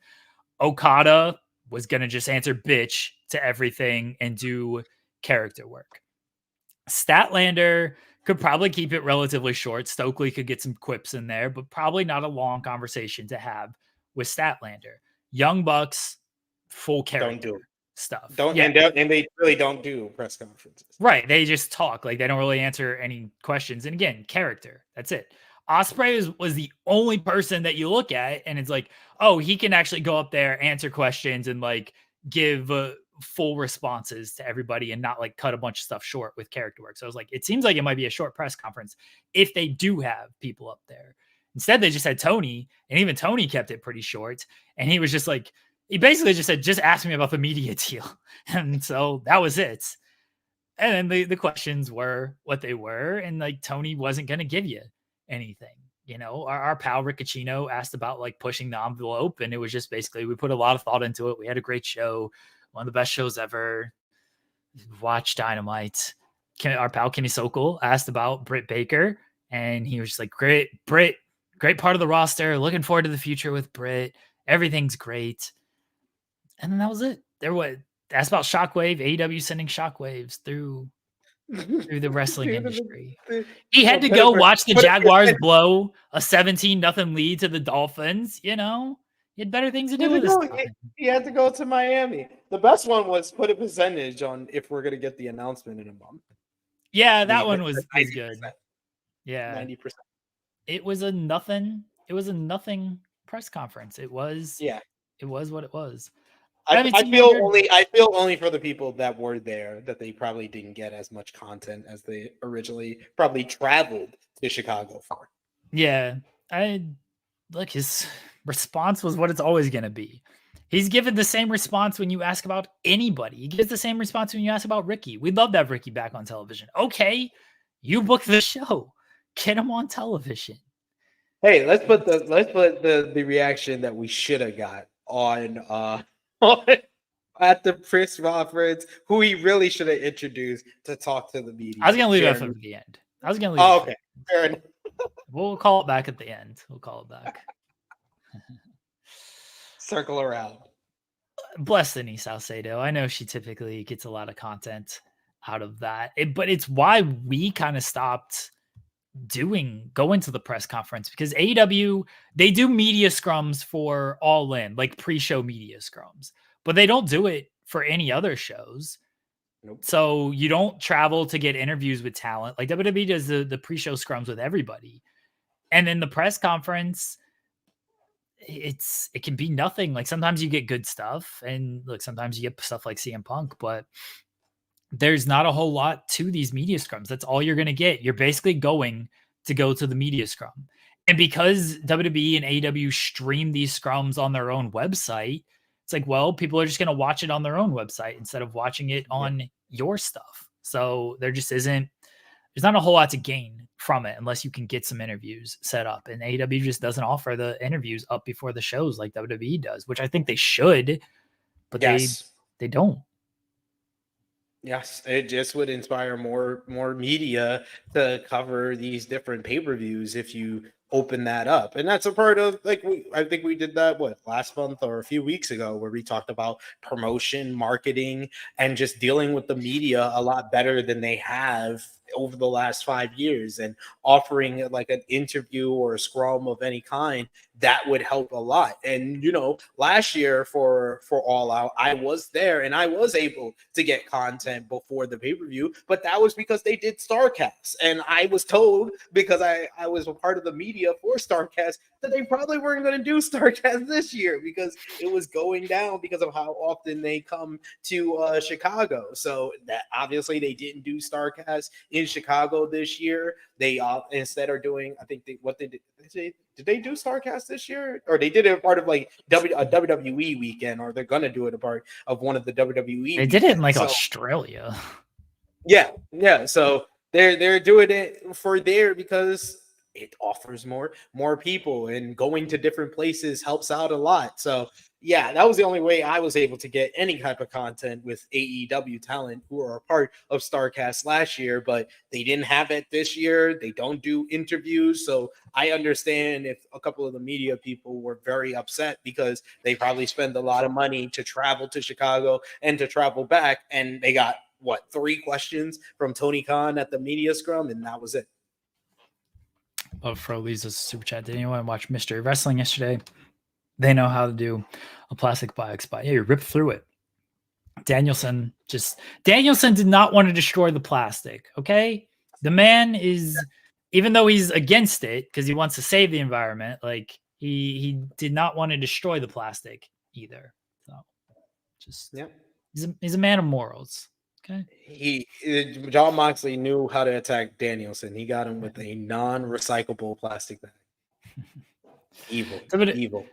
WWE Raw tonight's a pretty stacked show. It's going against Monday Night Football, so that's why and it's billed as the season premiere, which they typically do on the August or the September shows, and it's WWE Week on USA because all 3 brands are on USA for the next couple of weeks before NXT shifts to CW. So we got WWE Intercontinental title number 1 contenders match: Jey Uso, Braun Strowman, Ilya Dragunov, Pete Dunne. Who do you think wins SP3? Jey Uso. I think they've made it fairly obvious that Jey Uso is the favorite and should win this one. So I'll go with Jey. I think hopefully he's not sick anymore, and we get a Bronson Reed return, and we can get a big Bronson Reed spot with him interfering and costing Braun Strowman this one, and maybe we get a Sheamus appearance interfering and costing Pete Dunne. So it's left between Jey and Ilya Dragunov here. I don't need too much interference in this match. Just let the guys wrestle. Just let them wrestle. It should be a really good match. Does seem like they've been setting up Jey and Braun Breaker, so it'd be a little surprising if they don't go with Jey. Expect Jey to get the victory.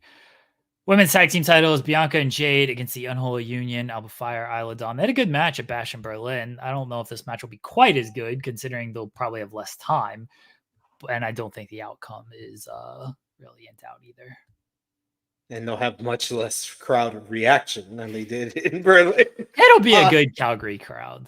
It'll be good. No, I think the Calgary crowd is good, but like the Berlin crowd, they responded to both teams. Like I think the Calgary crowd will respond to Jade and Bianca, and we'll get the usual Unholy Union response, which I think they're a good team. I think WWE hasn't done anything to get them over.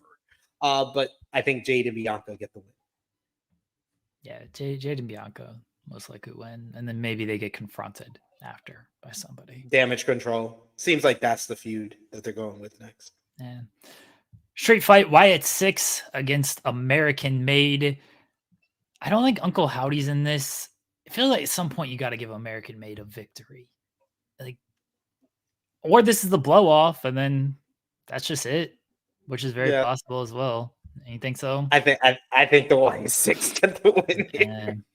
Probably Nikki Cross pinning Ivy now, maybe. I'd like to see American Made actually get a victory.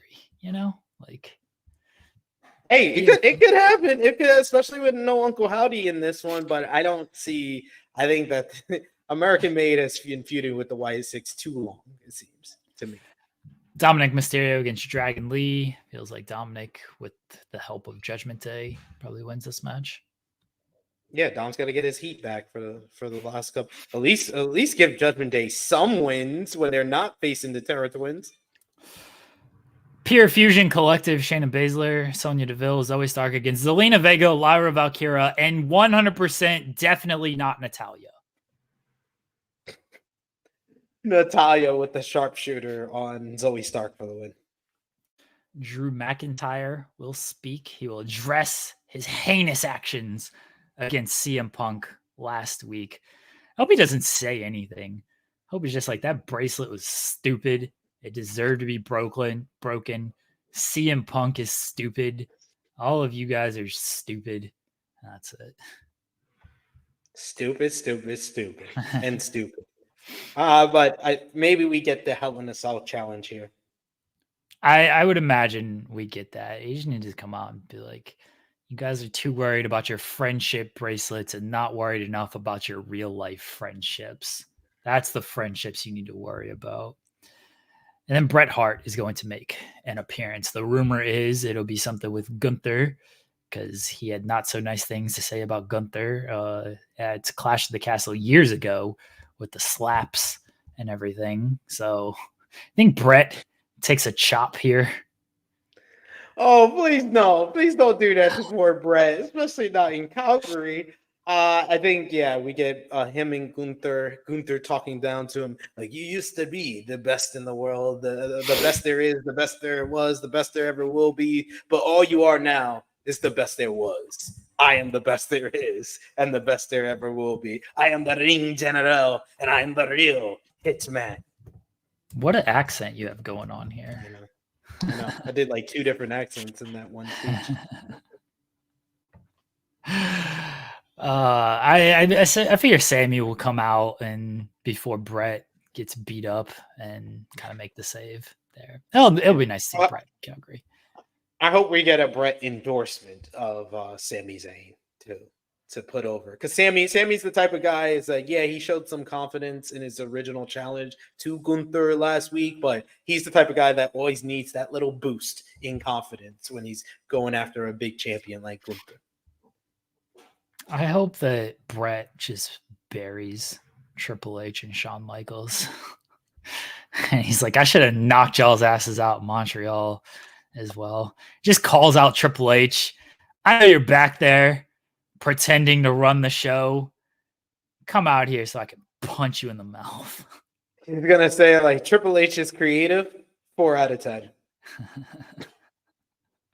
That'd be great, actually, if he said that. I think Bret's going to take a chop, but man, I want to see what that looks like if he does. That would be a magical moment. Oh, I don't know if he could take it. Very sad. It could be very sad. That's Raw tonight. It should be a fun show. Should be a very fun show. I'll have that on. I'll have football on as well. Now it'll be a good night here at the household. With the wife has messaged me saying Bret should absolutely not take a shot. I think she take a chop. I think she wants she wants Bret to beat Cody for the title, which is fair. Also fair. Yeah. Also fair. Cody comes out and Bret just puts him in a sharpshooter. He just immediately taps like a dork, and then Bret's the champion. My missus is a big Bret fan as well, but she's not happy with him. She's not happy with him showing up because she's like, this goes against everything he believes in. He hates Triple H. What are you doing? He likes money, though. I was like, that's what I told him. I was like, I mean, money make you do some crazy things. I'm just saying. I hope he puts over Gunther and like buries MJF or something for MJF cutting him off way back when. Just like, you're a real wrestler, unlike those wrestlers at that other promotion. Just see how, like, they'll never do it, but just see how much people will turn against Bret Hart if he has the audacity to like bury AEW. People are going to be in a tough spot of like, oh shit, do we side with Bret or do we continue to appreciate AEW? Ooh, that's a conundrum. That's a real Sophie's choice right there for everybody. Oh, man. And we have to have some type of interaction between Bret and Drew McIntyre, please. You think so? Why? Because I feel like that's what everybody thought was going to happen when they heard Bret Hart was going to be on Raw. They thought it was going to be a segment with Drew McIntyre. because of Brett's love of Punk or Punk's love of Brett. Punk's love of Brett. Yeah. Brett should denounce Punk. Be like, this Because dude's more worried about his friendship bracelets. And he didn't do a good sharpshooter at Bash in Berlin. Yeah. I watched Bash in Berlin. Yeah, he should denounce him. Like, his sharpshooter was awful. I can't support this man anymore. He wants a bonus. He wants a bonus of what he's making. Say the final boss had a better sharpshooter than him. Ooh. I don't know if that's true though. It's not, but you want Rock's that bonus. sharpshooter pretty bad Better too. lie. Yeah. The Rock's gonna be like, I told Brett to go out there and just say it, and that's his history. I hope Brett punches somebody. I don't know who. I just want to punch somebody. Hey, Kaiser's got to take the bump for him. Just punch. You should call out Vince. Like, hope Vince is in hell. Because he's not allowed to say Vince too, so he would do it. That other guy, hope he's in hell.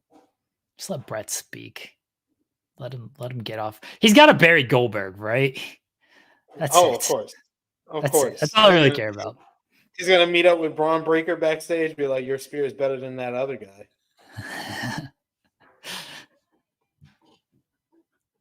See, we booked it. You're welcome, Triple H. You're welcome. We set you up for a whole night of Bret Hart segments. He should have an interaction with Braun Breaker and be like, your spear's really good. Just don't be an idiot and actually try to injure people like Goldberg, that piece of shit. He was like, stick to the spear and no kicks to the head, please. Raw should be good. I'm looking forward to it. It'll be fun. All right. SP3, I appreciate you as always. Joel may or may not be back on Wednesday. Who knows? He's missed his show for the week. 2-show Joel. He should be back on Wednesday. We'll see. SP3, go ahead and plug everything you got going on.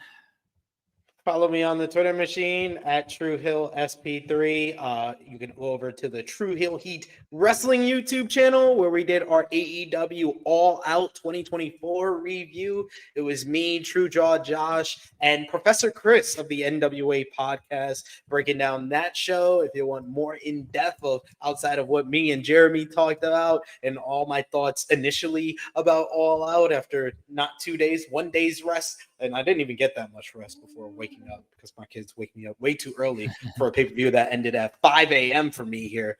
I miss AEW doing international shows, but I love that. I love that they're on Saturday though. Absolutely love it. Yeah. It threw me off at first because it was like Saturday afternoon. I was like, "Oh, there's an AEW pay-per-view tonight. That's weird. I'm not used to this." But then, especially because they kept the press conference short, it was done by like 1 o'clock. I was like, oh, miracles happen. Oh my God. Can we just please stick to this every single time? If they could have cut the pre-show press conference off by that was like 40 minutes of like nothing. If they could have lopped off 40 minutes of that and not had any of that, that would have been great. Would have been so much better. But man, being done by 1 o'clock, I was so happy. Perfectness. But I will be back live over there tomorrow, 1:05 p.m. Eastern Time with Rated Raw Review, reviewing tonight's episode of Monday Night Raw. But I will also be on live at 1:05 p.m. Eastern Time today over on True Hill Heat Sports and Entertainment to review Power Book 2 Ghost Season 4, Episode 6. So if you're a fan of the Power Universe and Power Book 2 Ghost, join us over there and subscribe to True Hill Heat Sports and Entertainment. We're doing NFL watch-alongs. We got TV reviews. So check that out and support that channel as we're trying to push to 1,000 subscribers over there. So thank you very much. And as always, thank you, Jeremy, for having me on In the Weeds. I am the honorary third host of the show, and I always appreciate times that I get to talk about wrestling with you. And since we never talk about wrestling together unless it's on here.